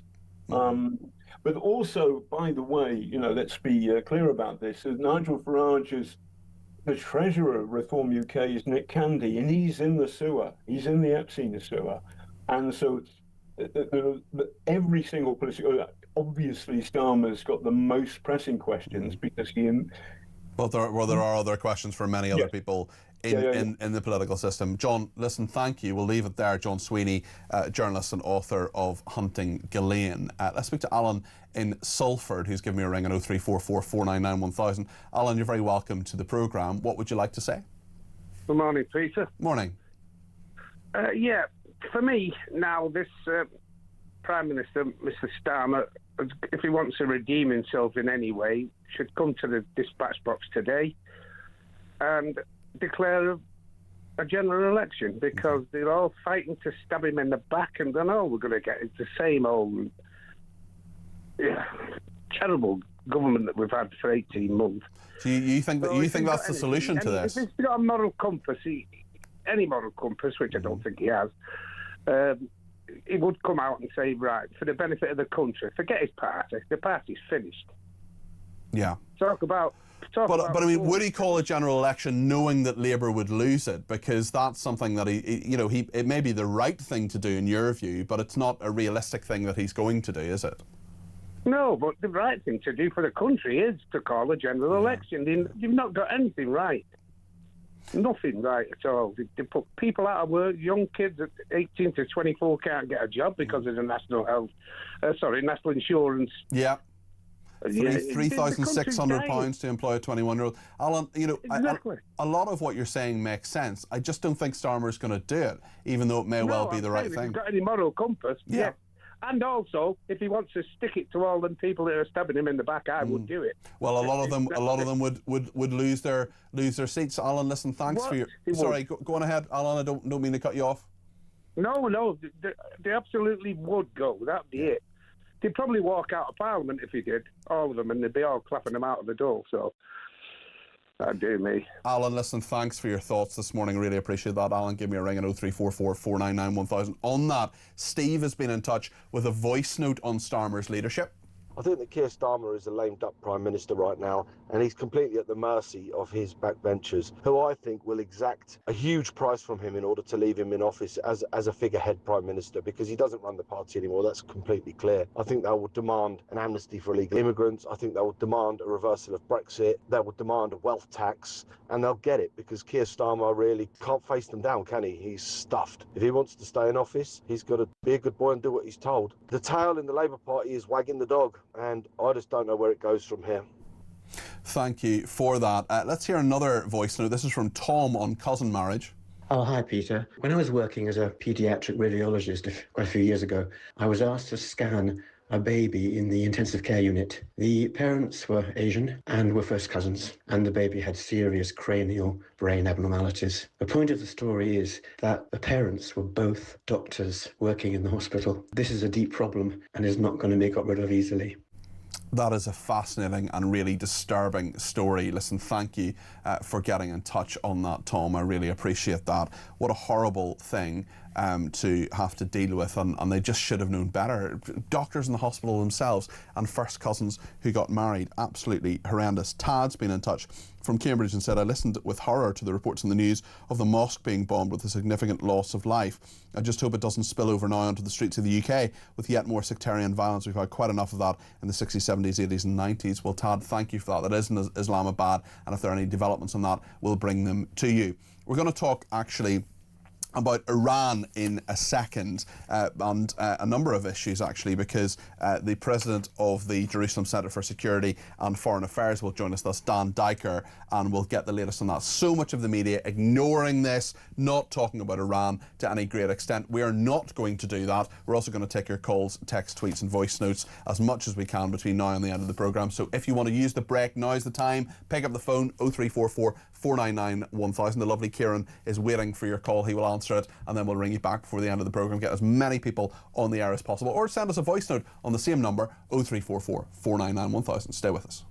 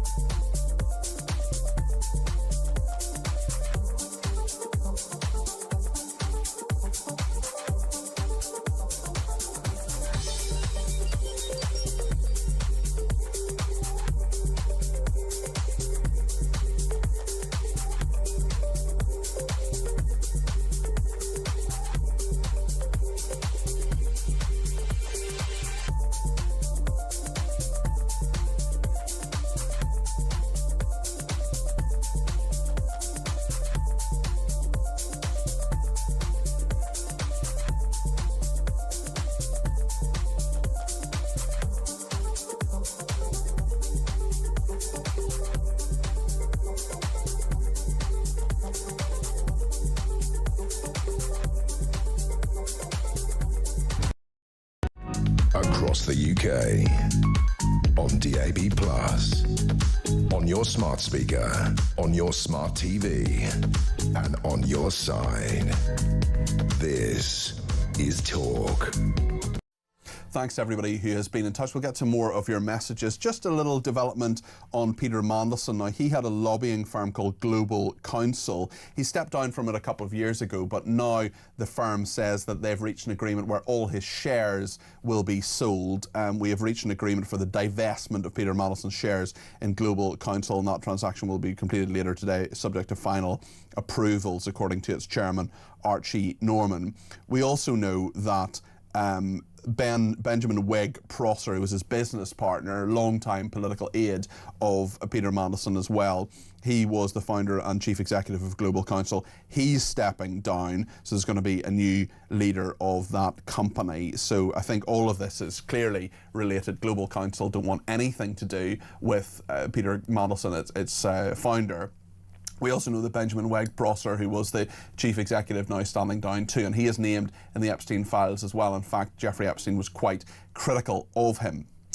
We'll return to that story, but for the meantime, I want to talk about the US and Iran holding nuclear talks in Oman amid Trump's military threats. Dan Diker is with me now, Dr. Dan Diker. He's president of the Jerusalem Centre for Security and Foreign Affairs. Dan, thank you for joining me today. There's so many media outlets that are just ignoring this story. They're not talking about the diplomatic efforts. They're not talking about the humanitarian crisis in Iran and the people there who are attempting to protest and are being repressed by the horrendous Iranian regime. Can you just bring us up to date on the diplomatic efforts and where things are in your view, Dan? Absolutely, Peter. Thank you very much for having me on your show. It is indeed true that much of the international media discourse is overlooking the fateful moment that not only the United Kingdom and the rest of Europe faces, but the entire free world, as the Iranian regime continues to play for time in, holding or participating in these diplomatic discussions. But those of us who follow the Iranian regime know that this is a desperate attempt of a regime that has mass murdered tens of thousands of its own people, and that, in fact, we know that they've also assassinated and tried to assassinate many people in the United Kingdom over the last 3 years. Yes, of course. There have been many people who have, there was a journalist who was stabbed, for example. There have been many attacks on UK soil from the Iranians. I just wonder, from President Trump, he, of course, has had what he called an armada. It wasn't quite an armada, it was a couple of ships in sending them to Iran. It now seems that Iran do seem to want to negotiate with him to some degree. What's your reading of that, Dan?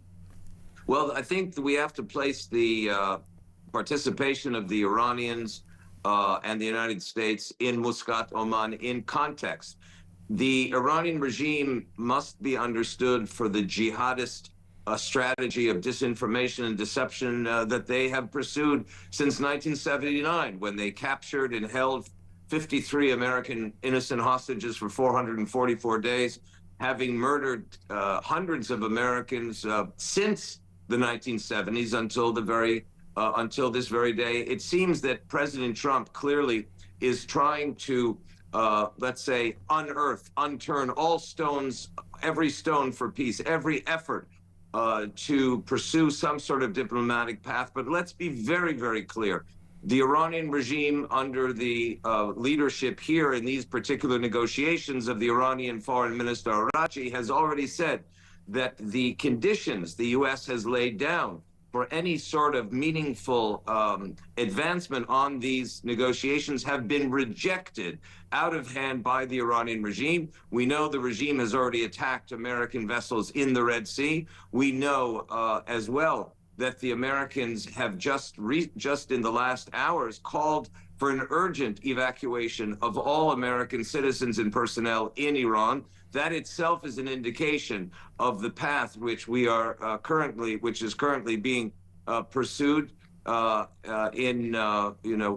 a backdrop to these negotiations. We must never underestimate ever the cunning of the Islamic Republic in its efforts to continue to delay, buy for time. Their strategy, Peter, is to try to get to the American midterm elections in 2026 while completely maintaining their fidelity and their commitment to reaching nuclear supremacy, ballistic supremacy, and the continuation of the support of their terror proxies, which threatens the entire free world. And this is why the chance of some sort of agreement that is an improved version of the 2015 nuclear agreement, what was called the JCPOA, those prospects are very, very low. Yeah. But clearly the United States wants to show under President Trump that they have left no stone unturned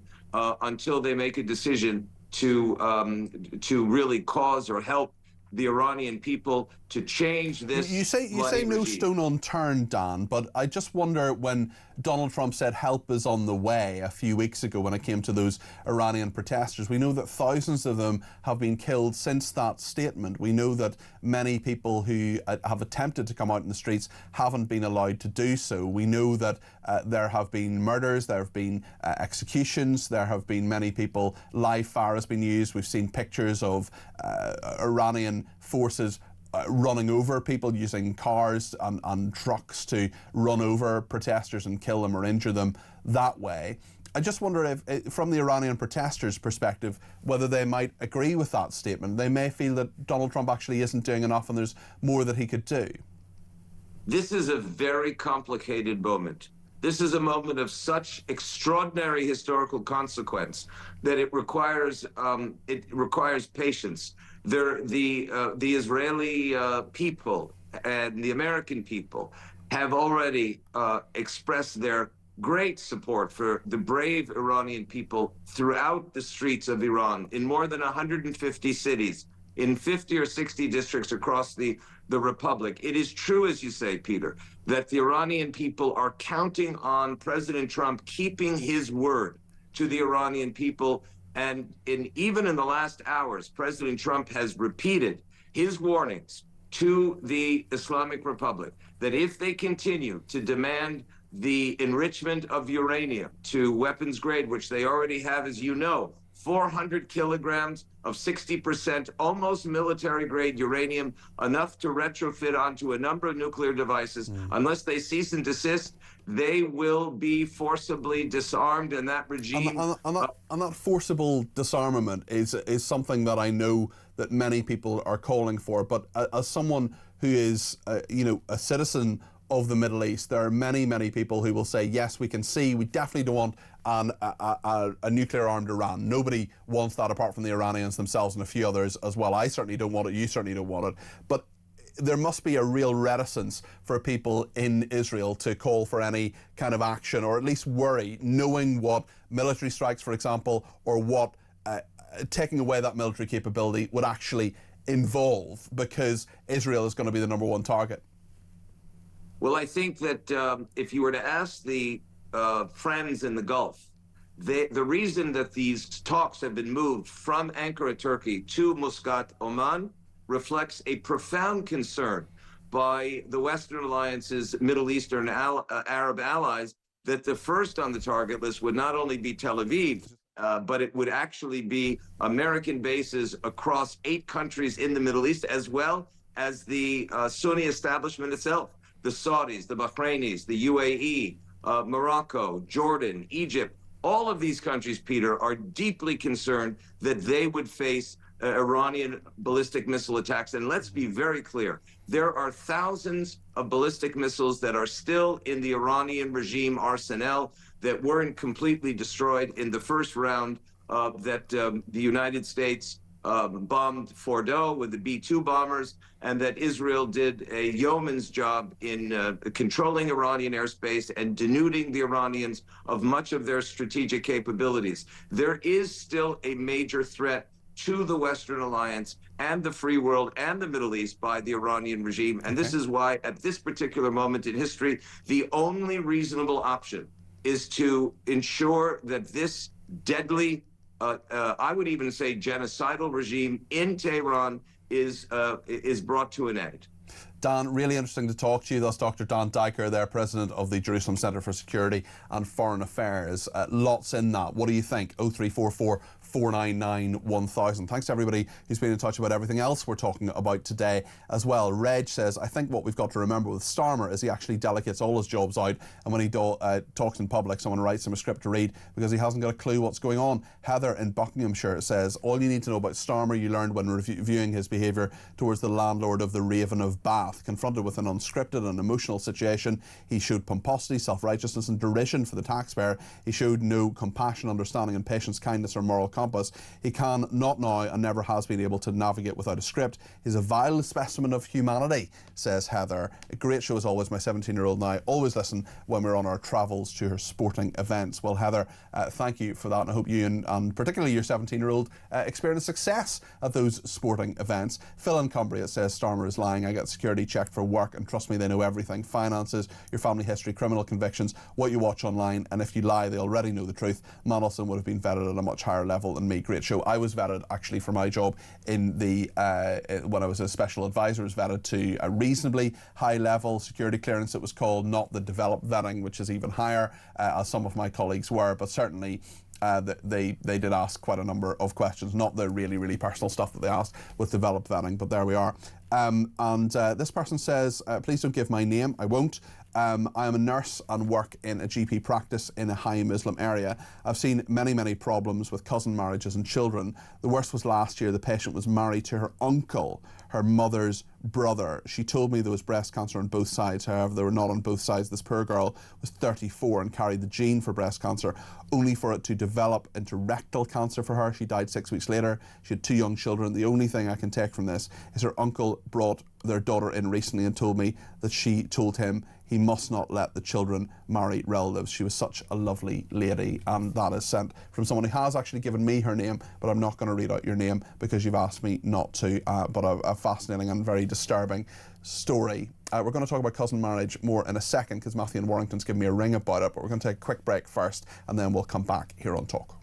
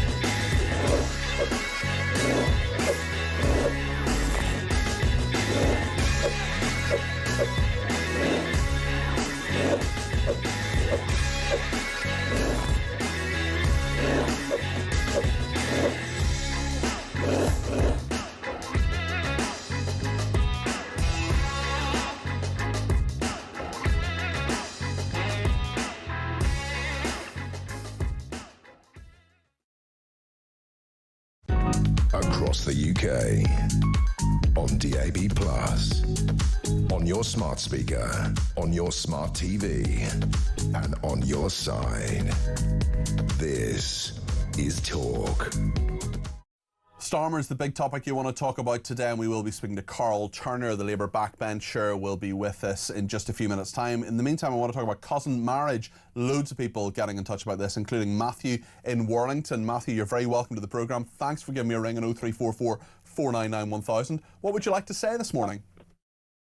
For me, cousin marriage just shows you that multiculturalism isn't working, because for me, it's morally wrong. I've never been sat in the pub with my mates and gone, you know what, I really fancy my cousin, you know, I might marry and have a couple of kids. Because it just, I know 100 years ago, it was quite common that people married within their family. The royal family did it, but we've advanced and we've moved on from that.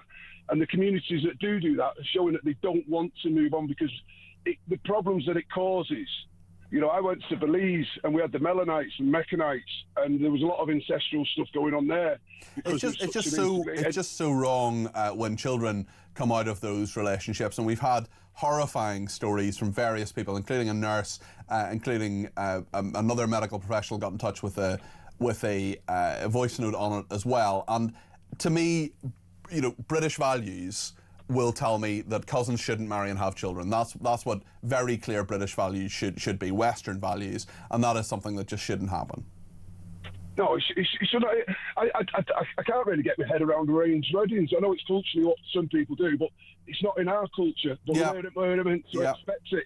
You know, I don't get my head around halal meat. I don't want to slice an animal's throat open and let it bleed to death, because, you know, that's the right thing to do. I do eat meat, but I would like that animal to be treated correctly and killed humanely. Yeah. And I don't believe in cousin marriage. It's just, but these areas that it's happening, and it's now being allowed to happen. It's like.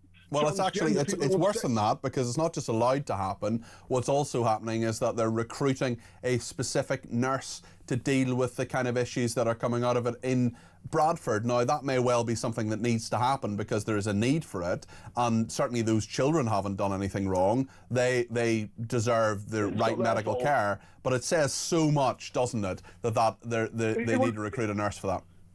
It's like mutilation of a girl's private parts in some cultures.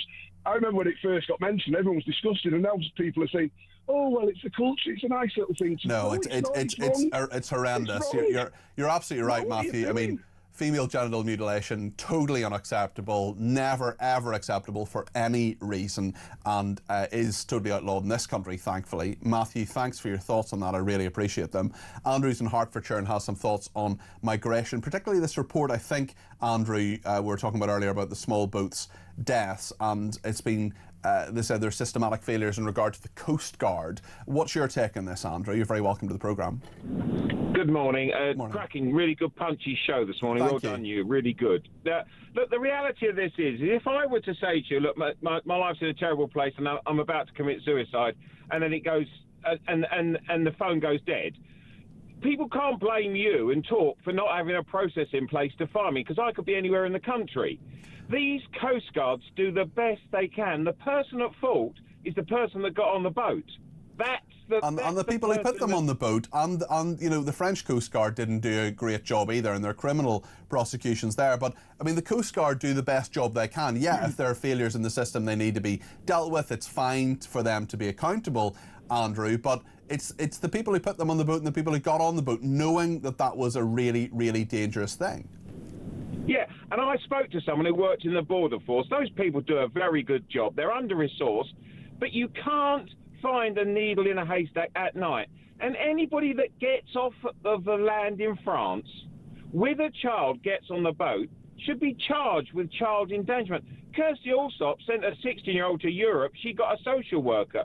Yeah, we welcome these people as if they've done something really good. No, the fault is with the people smugglers, yes, but also the people that got on the boat.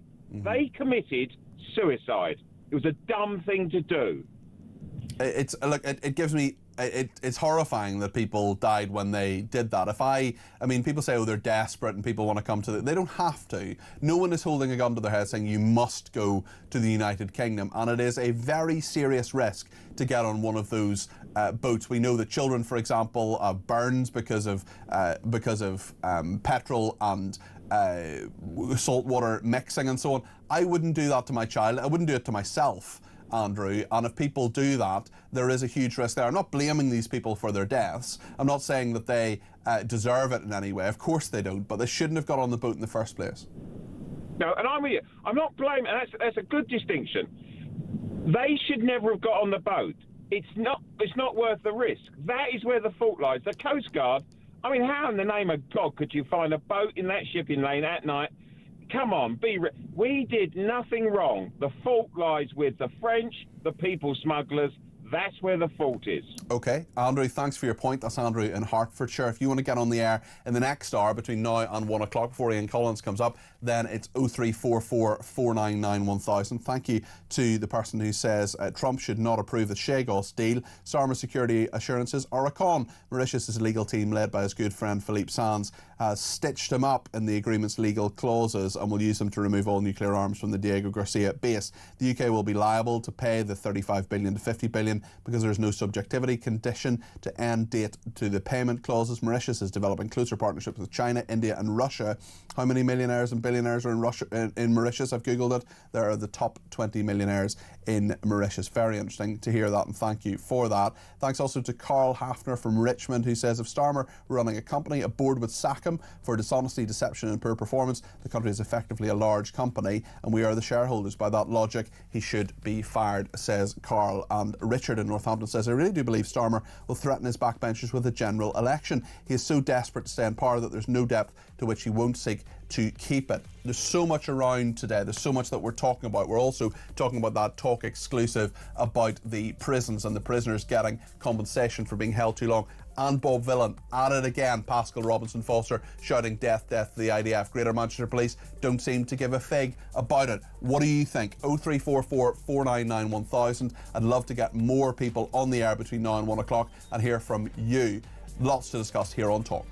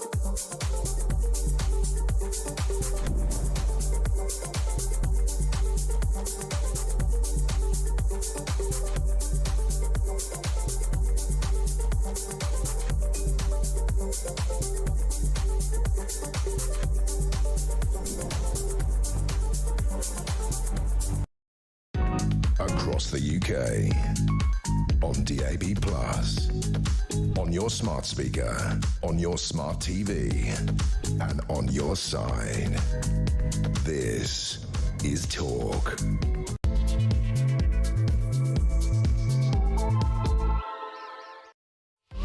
Well, there's no sign of the pressure abating for Keir Starmer. Here on Talk between now and 1 o'clock, we're going to talk about his future. One of his friends, who's also a critical friend, is Carl Turner, MP. We'll chat to him in a second about the future of the Prime Minister, what happens now, especially as he and others prepare to hand over their WhatsApps and other messages with Peter Mandelson, and we will see those coming out very soon, within the next few days, I would imagine. We'll also talk about the NHS doctor who posted conspiracy theories claiming Jewish people were behind 9/11.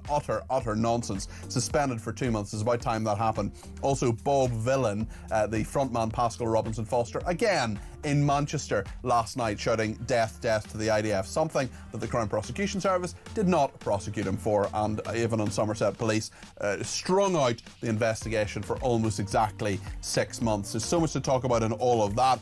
Lots of people want to talk about Starmer too. If you're one of them, give me a shout. 0344 499 1000 is the number to call. You can text me 87222 with the words talk in your text. You can tweet me at talkTV. Follow me at Peter Cardwell. Be sure to send me a voice note if you want to. Less than a minute, please. We'll get more of those on the air between now and 1 o'clock. 0344 499 1000. That's the number for calls. That's the number for WhatsApp text messages as well.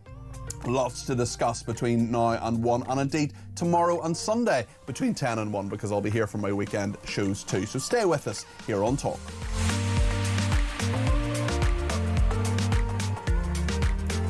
And I'd just like to thank everybody who's watching and listening to this station. We got a really excellent set of results with our ratings recently, and it's just an absolute joy to do this job. It's a fascinating thing to sit here for 3 hours, sometimes most days of the week, sometimes other days of the week as well, and at weekends as well, just talking about the big stories of the day with you too. And these are my shows, but they're your shows too. And on my shows, what I try to do is make sure that everybody has their say. So do get in touch, 0344 499 1000. Just before we go to Carl Turner, let's just give you a sense of what people are saying about Angela Rayner, about Keir Starmer. Jane says, what's your view on the fact that Rayner is positioning herself to be the next Prime Minister over the Mandelson scandal, but according to the government's own website, the position of Deputy Prime Minister made her the most senior minister in the government, privy to the exact same security briefings and information that the Prime Minister was told when Mandelson was appointed, yet she said and did nothing, therefore must be as culpable as the Prime Minister, says Jane. Well, I think Angela Rayner certainly needs to be held responsible for her mortgage affairs. I'm not sure she would have been directly involved at all, really, in Mandelson becoming the ambassador to the United States, but it'll be interesting to see what all the messages show in all of that. Kevin says, good morning, Peter. Regarding the Epstein files, it's impossible the royal family, the Met, Prime Ministers and close protection officers didn't know what Andrew was up to for many years in his trade ambassador role. They're all complicit. Well, let's talk about the politics with Carl Turner, Labour MP for Hull East, and a friend, but a critical friend, I think it's fair to say, of the Prime Minister. Carl, great to talk to you again. Where do you think things are at 12:05 on Friday morning for Prime Minister Keir Starmer? Well, he's in massive trouble, isn't he? It's a crisis point. He's got a decision to make, as far as I'm concerned. He gets rid of the advisors that are giving bad advice, not just on this, but bad advice continuously, and briefing against MPs, briefing against Labour MPs, briefing against cabinet ministers, briefing against ministers, continuous savage briefings from Morgan McSweeney against MPs. And I'm afraid to tell you, people are cheesed off. Keir's got a decision to make. I've told him, sack Morgan McSweeney. You've told him that? Sack. I've told him, sack. When did you tell him that? I've told him a couple of days ago. I told him 8 weeks ago when I was sat in his study in Downing Street. I've told him on numerous times. And what does he say? How does he respond? He doesn't say that he's going to be sacking him. He explains the rationale for the advice he gets, and indeed the fact that he relies on the advice from Morgan McSweeney. There is an over-reliance on crap advice from people who ought not to be in there, in my view. It's really interesting you mention that, Carl, actually, because we'll get into all the Mandelson Epstein stuff in a second, but we actually had a message earlier on. I've just looked it up again from Mary in County Down. I'm not going to read out the whole thing. It's quite a long message from someone who texts in every now and again. But actually, when you look at the kind of stuff that you as a Labour MP presumably want the government to do, the Pride in Place announcement, £10 billion announcement this week, yet that was obviously totally overshadowed by all of this. If that had been postponed, for example, that to another time when things are a little bit quieter, it would have got a lot more pickup and a lot more media coverage. And Mary simply asked, I'm not going to read out the whole thing, but her first line of her message was, why has Starmer still not got no one around them to give sensible advice? Why on earth did he proceed with that pride of place announcement yesterday? Look, let's look at the thing. Is this a capital offence for the PM? I'm hoping not, right? Mm-hmm. But the PLP need So you don't think he should go necessarily? I don't think he should go. I hope he doesn't go. I do honestly hope he doesn't go. But we're in a situation whereby the position for him is dangerous. Some people are describing it as untenable. So he's in a very dangerous position. Now, look, if we look at what happened in relation to the Mandelson appointment, the Prime Minister gave Max Sweeney 3 questions to ask of Mandelson. Yep. Mr. Max Sweeney would then have reported back to the Prime Minister to say, this is the questions I put to him, and these are the answers. Mm-hmm. Now, there's a matter of opinion there after Peter. How do you feel about the discussion you had, Morgan? Yeah. Was you persuaded by Mandelson? Do you think he was being honest with you in relation to the answers he gave? Because these are critical for me. Now, my view is it should have been the Prime Minister sitting down with Mandelson and saying, look, what's the answer to this? And this is part of it as well. Sorry to interrupt you, Carl, but this is part of it as well, isn't it? Because it's a question of who's making the decisions here. We know that Morgan McSweeney was someone who was pushing for this, and in fact, when Sue Gray was the Chief of Staff, this is getting all about criminology, but when Sue Gray was the Chief of Staff, Mandelson's name wasn't even on the list. There were 2 career civil servants. Later, there were other people added to that, David Miliband, George Osborne. But actually, it was Morgan McSweeney who appears to have been really pushing for Mandelson. So my question is, you know, Starmer may well have signed this off, but was it actually really his decision?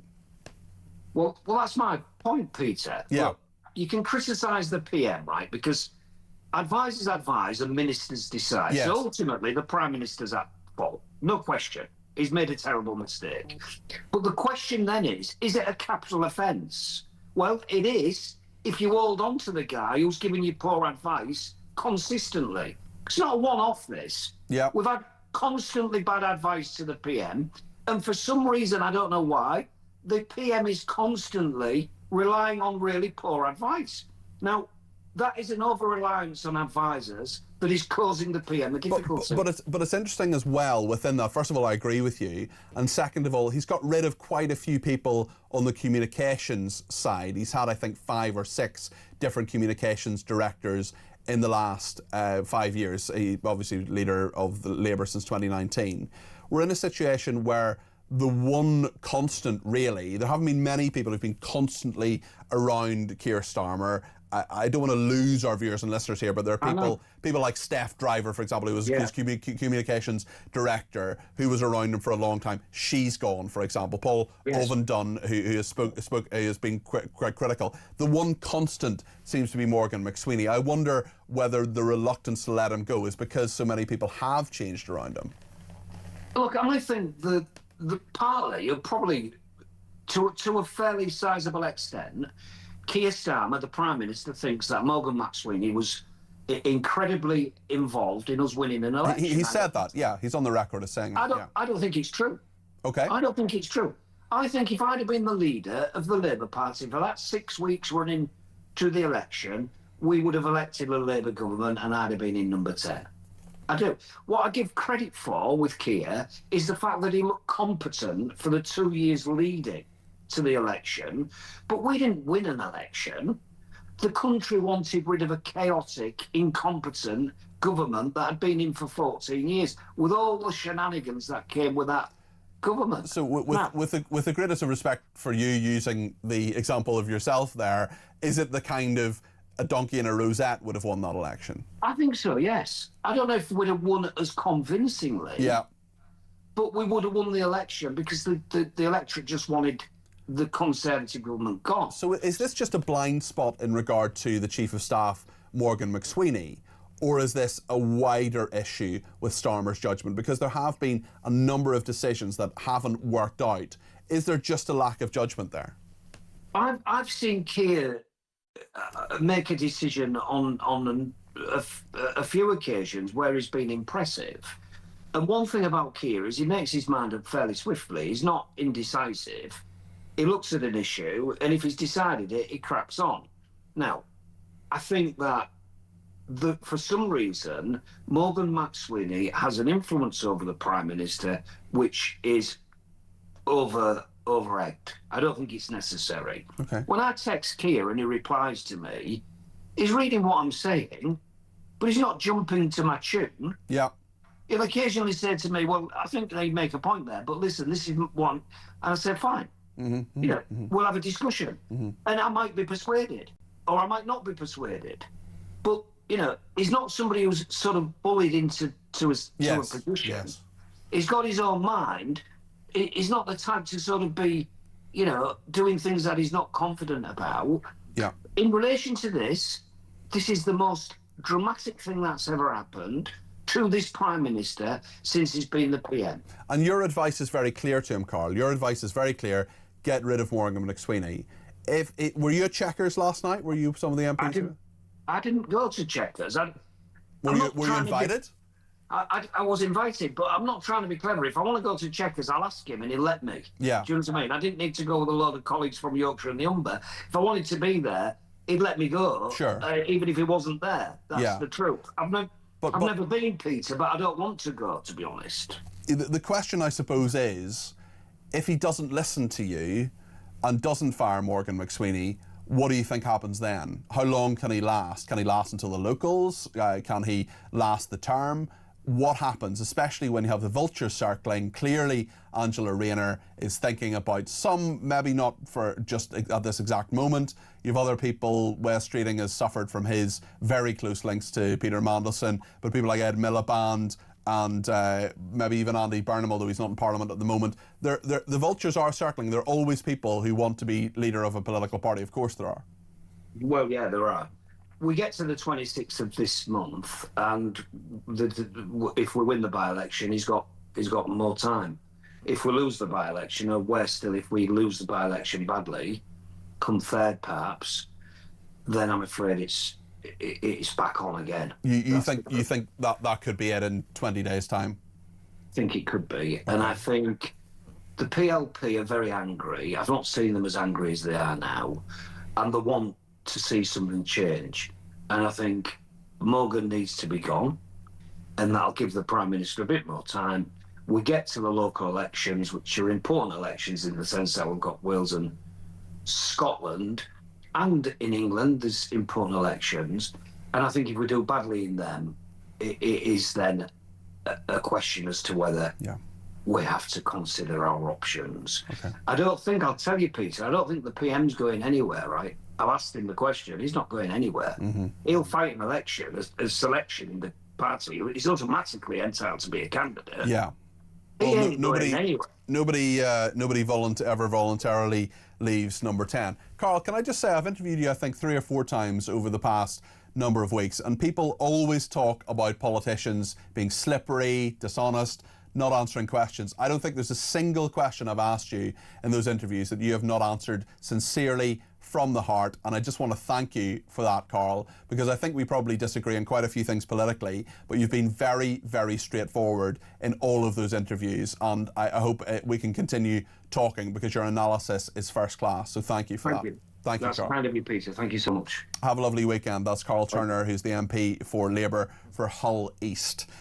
Lots of people getting in touch, including Lisa from Northern Ireland, saying, if the journalist's suspicions are correct regarding the release of the WhatsApp messages between Starmer, Mandelson and McSweeney and possible derogatory remarks about President Trump, I think she was perhaps talking about John Sweeney there, they need to get them released pronto, knowing Trump's ego. It's our last chance to get the plug pulled on the awful Chagos giveaway, says Lisa in Northern Ireland. Darren in South Wales says Starmer was shaking like a dog at the dispatch box during the PMQs. He knows he's finished. So as he said, country before party, he should now call a general election, not just resign. If he resigns, but no general election, he's protecting the Labour Party and saying stuff the country. That is Darren in South Wales there. Stephen in London says, if Starmer wanted to get one over on the traitors within his own party or plotting against him and showing no loyalty as he sees it, he should call an election so they all lose their seats. How about that for, if I go down, I'll take everyone with me? That's Stephen in London. Lots more of your comments coming in just a second. second, we'll take more calls, text, tweets and voice notes. Lots more to come before the end of the programme too. We'll talk about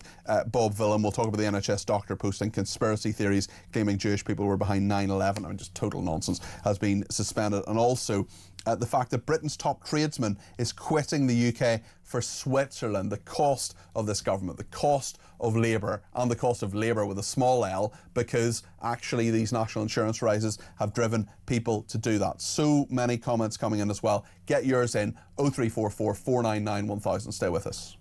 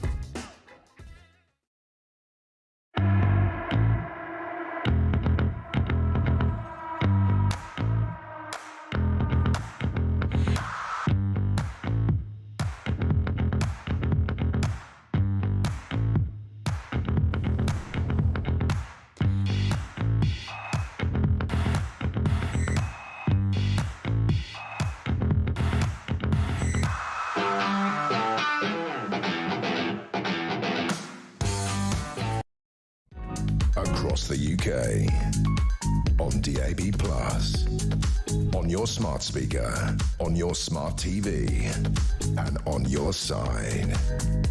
This is Talk.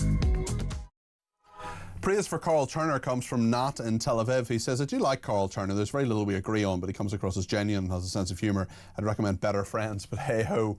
Interesting that Adam in Canvey has been in touch too. Says, I suspect it won't be Angela No-Brainer Rayner to take over from comedy Keir Starmer. The money should be on Mad Ed Millipede. Love these nicknames. He is the most popular left-winger in the party and doesn't have the baggage that Angela has, avoiding taxing her property. The only thing about that, as would probably trigger a run on the pound, followed by a returning cap in hand to the IMF, which would then be followed by a general election. Maybe there'd be free bacon sandwiches for all of us, though. Adrian says Mandelson was appointed as a British ambassador to the US precisely because of the Epstein connections to get the Chego surrender deal over the line, as well as within Westminster. He knows where the dead bodies are in Washington, says Adrian. I'm not sure I entirely agree with that, but listen, thank you for it. Lots on Starmer, many calls coming in, including from Robert in Hertfordshire. He's giving me a ring on 0344 499 1000. Robert, you're very welcome to the programme. What would you like to say this afternoon? Hi, Peter. What I'd like to say regarding replacing Starmer, there's an old saying, be careful what you wish for. Yeah.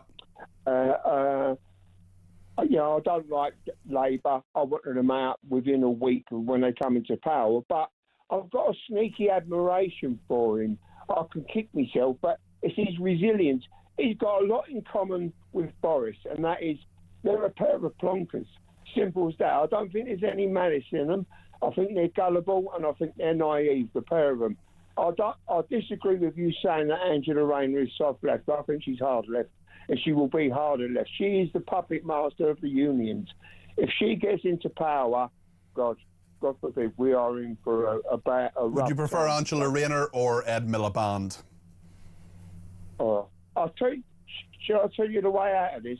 The way out of this is to call a general election for the height of the summer, which gives everybody a few months. It gives Nigel, because he's already admitted he's not ready.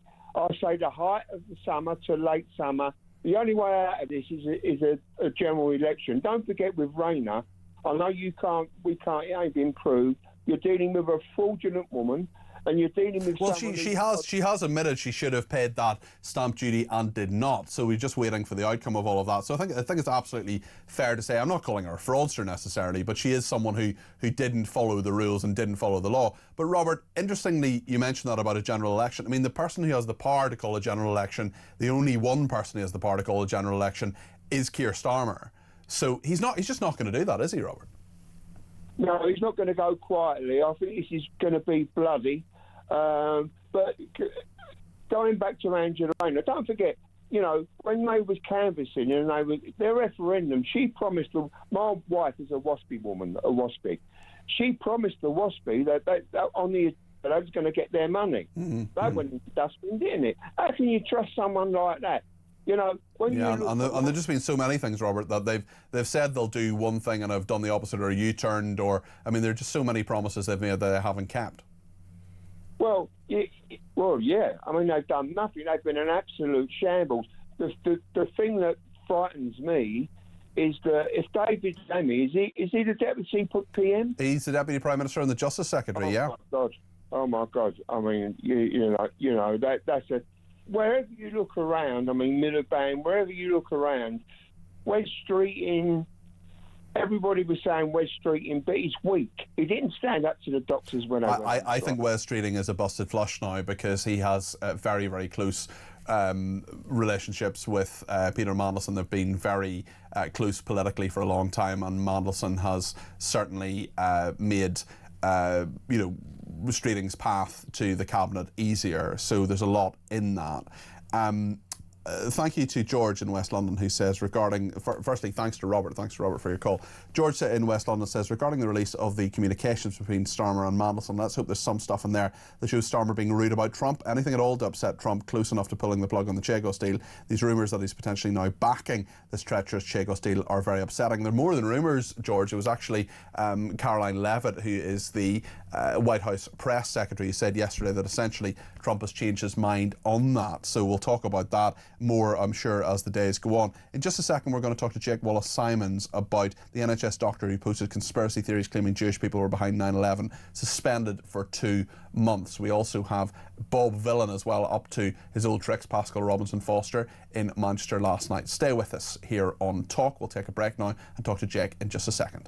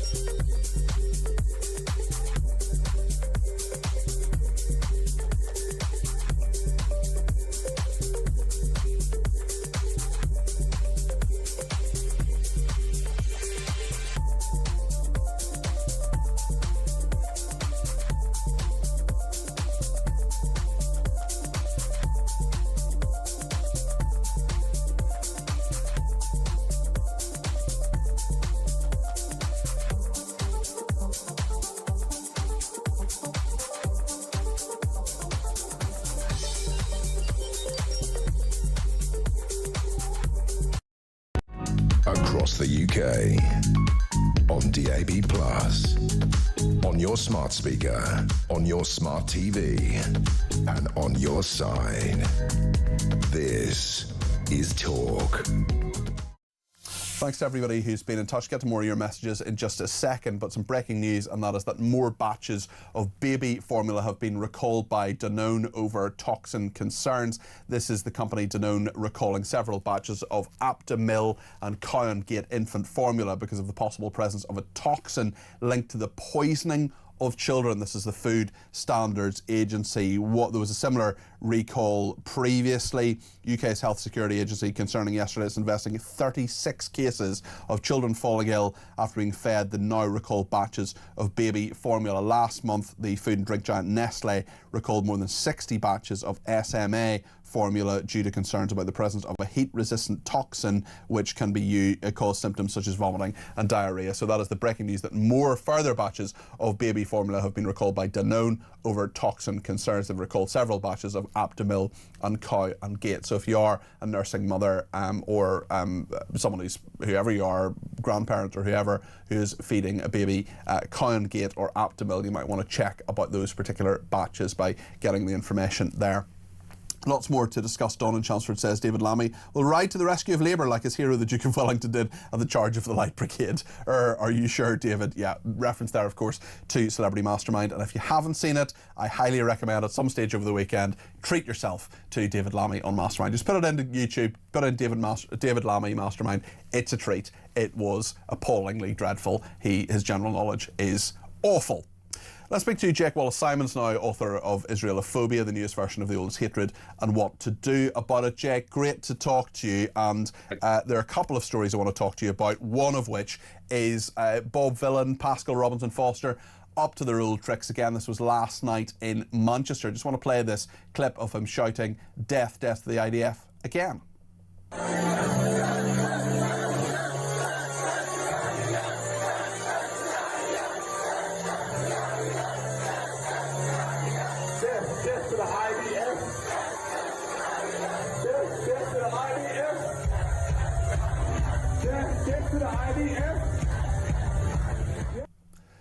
So, to me, Jake, it's not just that scumbag, that anti-Semite Pascal Robinson Foster taking a victory lap there. It's the fact that there are dozens, if not hundreds of people chanting and shouting it at his concert. And he knows, because even on Somerset Police and the Crown Prosecution Service let him away scot-free without any charges, that he can just get away with this. Yeah, I mean, how that slogan isn't supporting and glorifying terror, I don't know. He doesn't even have the excuse of the war happening. The war's finished. The ceasefire has been in place for some months now. So, death to the IDF has become a rallying cry against the establishment, but more importantly, against Jews and against Israelis. It appeals to a certain kind of young person, I suppose, who wants to be edgy, who wants to be against the grown-ups. But underpinning it is a really serious call for bloodshed. It's just like calling death to our own soldiers here at home.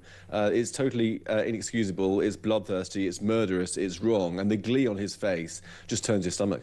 It really does. We contacted Greater Manchester Police, and we know that Manchester Police are actually one of the forces that want to stand up, not all of them do, to people shouting "globalise the Intifada," for example. They've said they'd arrest people for that.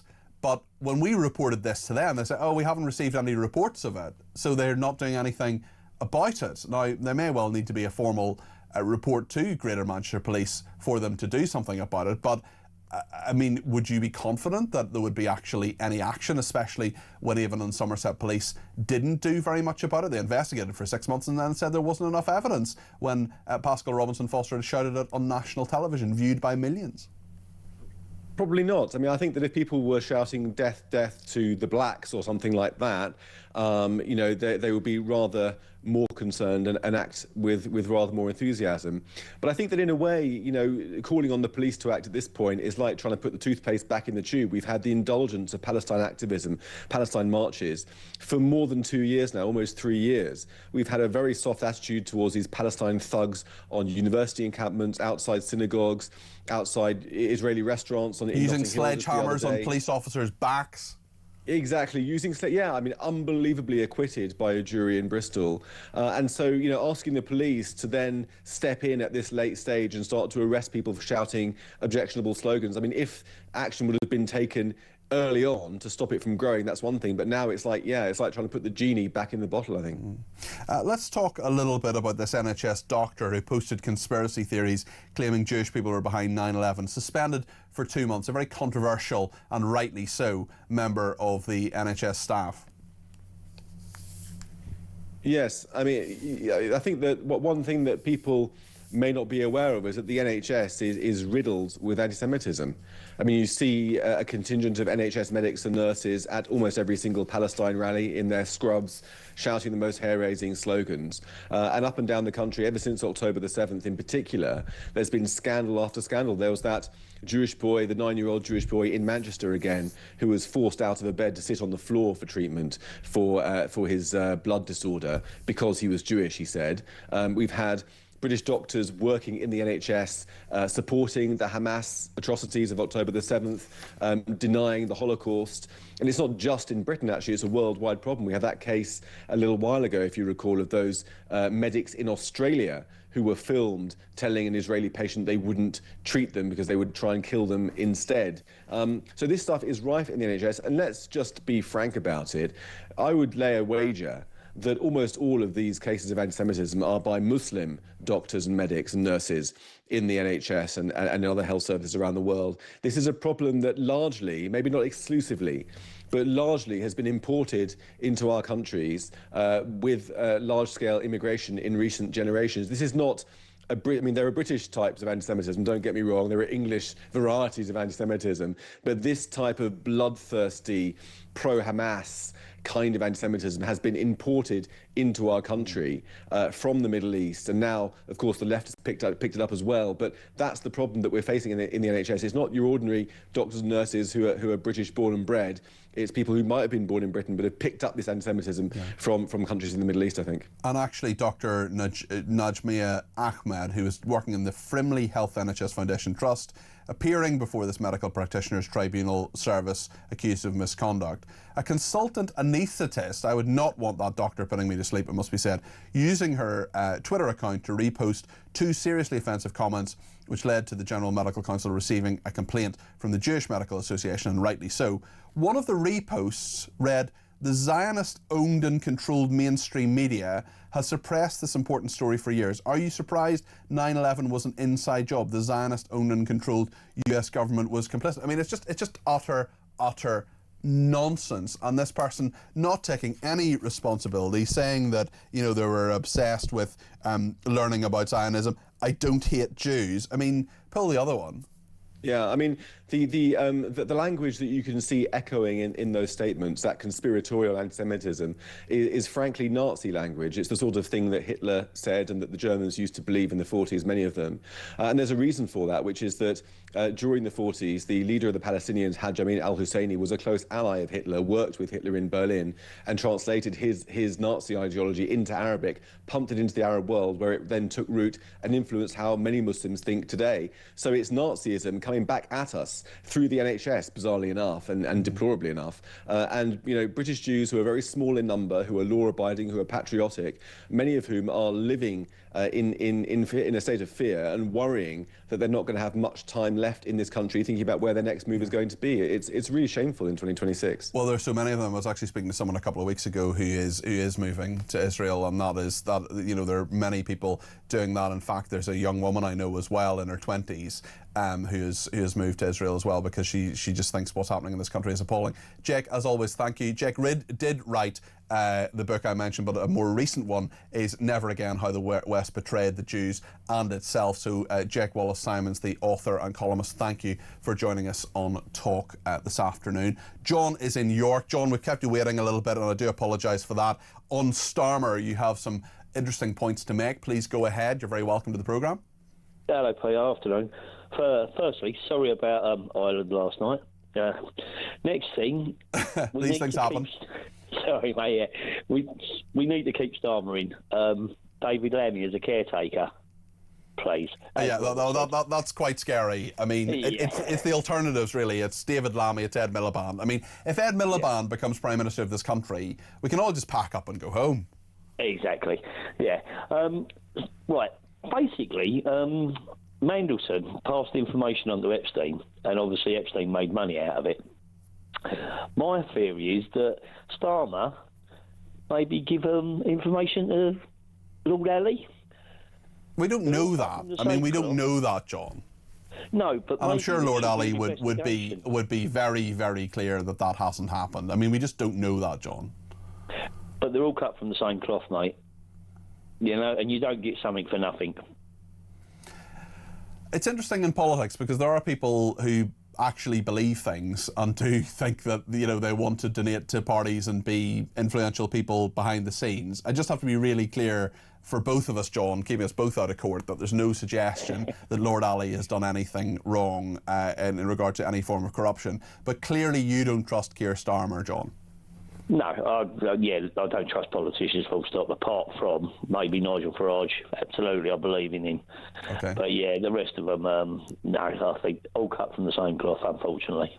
John, thanks for your points there. And just to say, there is no suggestion that of any corruption or any form of criminality in regard to Lord Ali. Just keep John and me both out of court for that. Mike in Colchester says Starmer must know Labour's terrible ranking in the polls and that he is the worst rated Prime Minister in history. Given he is relatively young and assuming he will continue to live in the UK once he is out of office, the best course of action for him to save some face would be to defy the hard left of Labour, call a general election whilst he has the power to do so. I, for one, would thank him for that. A great show as always, says Mike in Colchester. John in Guildford says a price needs to be put on the cost of the NHS and the Department of Work and Pensions on cousin marriages. When this subject was last investigated in 2004, the cost of birth defects and disabilities to the state was put at around $2 billion annually. It must be double that now. John, interesting. I didn't know that at all. That's very, very interesting. Steve says, unfortunately, a few years ago, I spent time at Great Ormond Street visiting my niece and became friendly with a large number of staff. They were appalled at the many children treated for genetic disorders coming from the UK, from Muslim countries, some from wealthy families, but many coming here on visitors' visas for the sake of the children. It is wrong, says Steve. Reg says, the number of times over the last couple of years my wife and I have fallen out over the television licence. She's insisting that we continue to pay it. She just called me 10 minutes ago about hiking prices. She said we're cancelling it. At last, I think they're now banging the prices up. More people will start cancelling their TV licence. That is the breaking news today, that the TV licence is going up to £180 a year. Tracy in Wakefield says, why would you expect anything different from Manchester Police and their far-left mayor and crime commissioner Andy Burnham? He was complicit in stopping a full investigation into the rape gangs, says Tracy. Jacqueline in Liverpool says, I'm both disturbed and angry at the direction this country is going, says Jacqueline. Cousin marriages, nurses, officials complicit in child rape, assaults and the murder of women and children, rampant knife crime. This is because we are importing populations that see no wrong in this. Our job as a civilised country should be to stop it rather than becoming like that ourselves. Well, certainly when it comes to the corruption in politics from Lord Mandelson, well, you know, that's not to do with immigration, although some of the other things you're mentioning, certainly the Pakistani rape gangs, major element of that. Very, very fair point. Paul says Starmer will not resign as he cannot force through the Chagos deal, assuring a big payday for his pal Philippe Sands. This ridiculous deal stinks of corruption and jobless Starmer will need the money, says Paul. No suggestion, again, that Philippe Sands is in any way corrupt. Michael in Norfolk, final one before the break, says, hello Peter.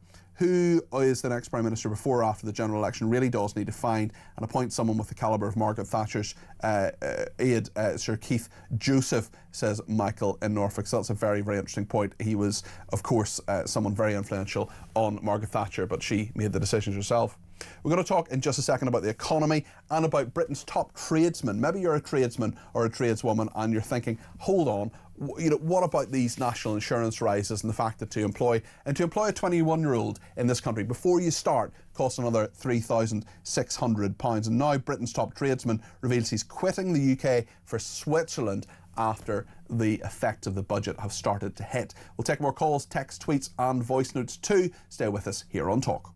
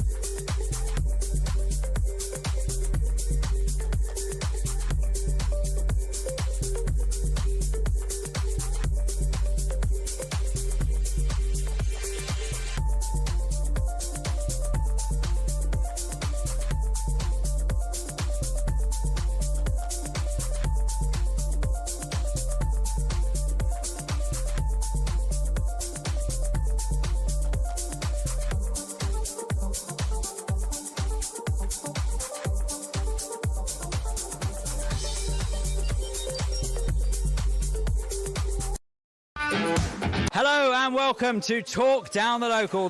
Tonight, we're at McCafferty's in Epsom in Surrey. Raising the flag, I think, is symptomatic of this desperation. I think it's almost a plea for help. I don't really know Meghan Markle. I know Meghan Markle's from Suits, and that's about it.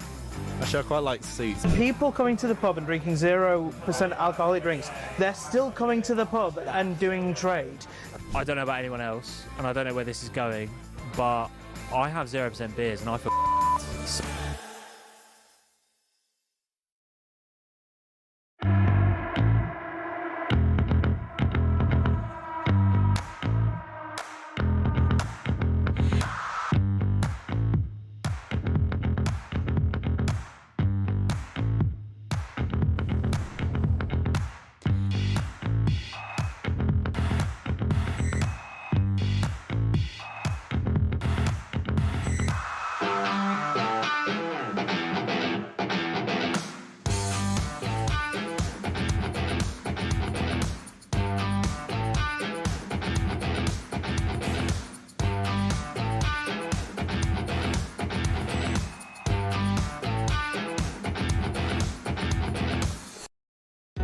across the UK, on DAB+, on your smart speaker, on your smart TV, and on your side.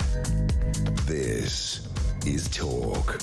Thanks to everybody who's been in touch on Twitter. I've had a look at those over the break. And Chris says, Peter, I can't understand why Peter Mandelson was even considered for this post with his past. Another person says, I think Starmer might actually bring Rayner back into the cabinet in the next reshuffle. It would be a clever move if he does. I don't think that's out of the realms of possibility at all. Another person says, Peter, it is continually frustrating listening to the appeasement shown around Islam and Muslims in Britain, especially by government and the mainstream media, knowing we have first cousin marriages, constant anti-Semitism, a terror threat, pro-Hamas demonstrations. Why on earth is it tolerated? Ken says, your callers who demand a general election are not thinking things out. They complain rightly about this dreadful government, but from the point of view of Keir Starmer, he's doing exactly what he set out to do, and therefore he thinks he's doing a perfectly good job. That's what Ken says. He's hanging on to power because he is desperate to take the country down the path that meets his ideology. He's weak and powerful at the same time. I'm afraid we're saddled with him until a terminal event shows up. Great show, says Ken. Ken, I think that's absolutely right. And show me the person, show me whoever it was who left Downing Street voluntarily. I think no one's done it. Harold Wilson did it because he had dementia. No one else has left voluntarily. Carol in Liverpool says, I love this MP Carl Turner who's on your show. He's like a breath of fresh air, totally different to other MPs. Well, thank you for that, and I totally concur with that. I want to talk about the economy at the moment because Britain's top tradesman won a big award. This is someone who is decided to move to Switzerland after Labour's tax rate budget left him with no choice. There are so many people who are thinking, actually, how sustainable is this? Martin Daly is 30, he runs the Motherwell-based MD Builders. He said hikes in employers' national insurance contributions, too little funding for apprenticeships and too much red tape were among the key factors. This is someone who just 4 months ago was crowned Screwfix's top tradesman for 2025, hailed for his unwavering passion and extraordinary commitment to going above and beyond. He's clearly done that, but Justin Urquhart Stewart is with me now, an economist and co-founder of the Regionally Investment Platform. We're seeing this time and time again, aren't we, Justin, that there's so many people who just cannot cope with this economy. There's so many small businessmen in particular seeing the red tape, seeing the costs of employing people going up and up. It's ridiculous, but particularly when you think actually you're going to Switzerland. Switzerland, that well-known place for low levels of interference and low levels of regulation. And low prices as well. Very low prices, no cost indeed. Good God, if you actually go to Switzerland to go and find something cheaper, there is something seriously wrong with us. And that's the fundamental issue, that the government does not understand, and we discussed before, that the primary driver of the British economy, the biggest employer, are small businesses. Yep. They're the areas. And so if you come in and actually hit them in the first two budgets by raising the cost of employment, then what do you expect is going to happen? People are going to say, I'm not going to employ more people. They told you that beforehand, and they told you that afterwards, but instead of actually saying, I think we made a mistake here, let's find another way of doing this, no, they press on regardless. This is not going to help the economy whatsoever. So now is a time, really, when I'd love to be able to hear a politician stand up and say, you're right, we tried this, we got it wrong. Actually, we're now going to try plan B. I don't care whether what party you're with. Look at the economy and how the economy works. We have a perfectly sensible mechanism of actually making money in this country. Encourage it by actually helping the smaller businesses. Well, that's a very good point. But the cost of labour, we've talked about the cost of labour with a capital letter. The Bank of England now slashing the growth outlook, holding interest rates, warning of job losses. It is a lot of doom and gloom and misery still to come by the look of things, Justin. It is indeed. And what you've actually got there for this overall view that everything is, the overall confidence is just being seeped away. And confidence is that vital word you need in an economy, because you need people to invest, to go out and say, I'm going to take a risk. I'm going to put more money into the economy. I'm going to set up a business, join a trade, whatever it is. And if you take that away, then the reverse happens. And that's exactly what we're seeing right now. And what you need to have is actually then show examples of how it's working. And funny enough, actually, you do go around this country, and there are still very good examples of businesses, despite the extra costs, who are still doing really rather well, but moaning, quite rightly, saying, why are you making life so difficult for us? We can employ more people, we can actually do more to actually create more value here, but we need some support from the government, not in terms of extra money. You can have things like enterprise investment schemes and those sort of things, which it's not government money, it just provides guarantee for extra investment. Yeah. And if it goes wrong, then, okay, the government has to pay out. But actually, if it goes right, actually, then what the government's done is provide a guarantee, more money into the economy, more growth into it, and it doesn't cost them anything. And that's the bit I find so frustrating. I actually had lunch with a businessman on Wednesday who employs about 16 people. Partially due to those national insurance rises, he had to lay off 4 people, make them redundant. And there are just so many people I speak to who are trying to be wealth creators who are finding that very, very difficult. And he said, look, I sometimes ask myself why he has 2 sons. And he said, why do I want them to grow up in this country? It's not a country that I'm not sure I want them to, that I'm sure I want them to grow up in. And also I'm not sure I want to have my business here. And I mean, this is a patriotic guy. This is someone who volunteers a lot of his time, who does things for the public good. And there are just so many people who are absolutely fed up with how the government is treating them and the tax situation that is there, because they're taking so much money away. And it's not just rich people. He's a relatively wealthy guy. It's not just the millionaires who are leaving. We saw that huge report last week about that. It's young people as well. It's people 25, 26 thinking, I could do roughly the same job in Dubai, get a lot more money for it and not pay tax on it. Absolutely, with the aspiration to be able to grow and be successful. And more to the point, also, reward people, encourage people to be successful. What I find so frustrating is people say, put up tax on the wealthy. Well, no. Actually, get more wealthy people. You can encourage more, you can have more tax. If you have more tax, you do not create wealth. It's the other way around. Yeah. So encourage that. Doesn't mean you have to have the filthy rich the entire time doing nothing. What it means is you're creating greater wealth for the greater good. As that wealth grows, therefore there's more money going through the system. As more money goes through the system, people are paying VAT, there's more tax take. It's very simple, straightforward economics on it. Yeah. The bit I found so frustrating with the Chancellor was that she was putting up the costs of national insurance for the employer. Actually, trying to say, well, it's the employers that are paying this. You say, no.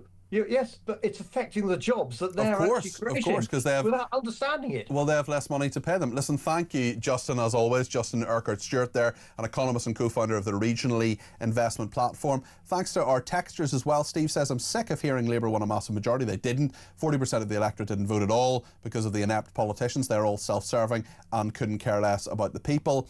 Alan in Ainsdale says, shouldn't Mandelson now be considered a flight risk? He has money and established links to Brazil. If he runs, we'll never get it back. I don't think he's going to go anytime soon, but I would expect certainly there is an investigation ongoing, a formal investigation, and certainly in that context his lawyers will tell him to stay in this country. Joanna in Salisbury says, hi Cardi P. Hi Joanna.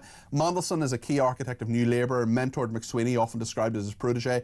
Mandelson's sticky fingers were even given access to an off-the-book spreadsheet used by McSweeney and his allies to vet and select parliamentary candidates, specifically to exclude left-wing candidates. That's certainly an allegation that's been reported over the last few days. It's obvious McSweeney would push Mandelson forward. And a very nice message from Rachel. I'm not going to read out because my head will explode, but very, very kind. People are being lovely today. They're lovely every day, but I appreciate it. All I would say is thank you for them, and please join me tomorrow between 10 and 1 and on Sunday as well. Time for a couple more calls before we speak to Ian Collins about what's coming up on his programme between 1 and 4. Marcus is in Liverpool and wants to talk about NHS anti-Semitism. You're very welcome to the programme, Marcus. What are your thoughts on this? Hi there. Yeah, it was just a quick one, really. When I worked for the NHS for over 30 years, and when I started with the NHS, you were specifically told with your contract you weren't to speak religion, you weren't to speak, politics, and you certainly weren't to talk war or anything like that in front of patients. It just seems to me that in the last couple of years that seems to have gone. Well, it was a really good policy, Marcus, because the NHS is for everyone and should be a totally impartial organisation, and people working within that should be impartial. Yeah, and that's what we were brought up. You didn't do it because you're supposed to be there just to care for the people and be impartial. But it just seems lately, it's like that doesn't get read into the script anymore when you're getting a job. It's like anybody can do what they want sort of thing. Yeah, and that's just not sustainable, is it, either? Especially when, the care people receive should be an equal thing as well. Listen, thanks for your call, Marcus. I really appreciate you giving me a ring from Liverpool there. Bill is in Portsmouth. Bill, I don't think we've spoken before, but it's really great to have you on the air. What would you like to talk about today? Bill, are you there? Can you hear me? Hi, yes, go ahead. Hi, Peter. First of all, love the show. Thank you. I felt compelled to call in regarding Diego Garcia in the Islands. I served there back in the 70s as a radio operator, and I firmly believe that people like Keir Starmer have no idea what is done in Diego Garcia. It's a front line of defence in that region of the world. We own the island and lease it to the Americans, have done it for a 99-year period. Mm-hmm. I'm very concerned that Trump has suddenly decided to do a U-turn on his blocking. Yeah, because he has said it's essentially the best deal that Starmer could have done. It was Caroline Levitt, his press secretary, who seems to say that he's done sort of 2 U-turns. He initially seemed to be okay about it, then he said no, now he's saying yes again. I mean, this must be confusing and concerning to many people, Bill. Well, here's my theory is that he is going to let us give the islands to Mauritius, which they have no right to, pay them $30 billion for the privilege, and then he'll probably go in and take the islands back off Mauritius, because it'd be a lot easier than taking them back off the UK. So when you were there, Bill, when you were working as a radio operator, you were in the military, presumably in the army, I would imagine. Royal Navy. Royal Navy, apologies. Yeah, of course you'd be in the Royal Navy. That was a rather stupid thing to say. Apologies, Bill. I just wonder, could you sense how incredibly important it was, the kind of, I'm not going to ask you obviously any specific details, but I just think there'll be a lot of viewers and listeners who may not quite get how important Diego Garcia is for us, for the UK specifically. Totally. I don't think anybody outside of the military would understand how strategic the base is. It's basically like an aircraft carrier in the middle of the Indian Ocean. Mm-hmm.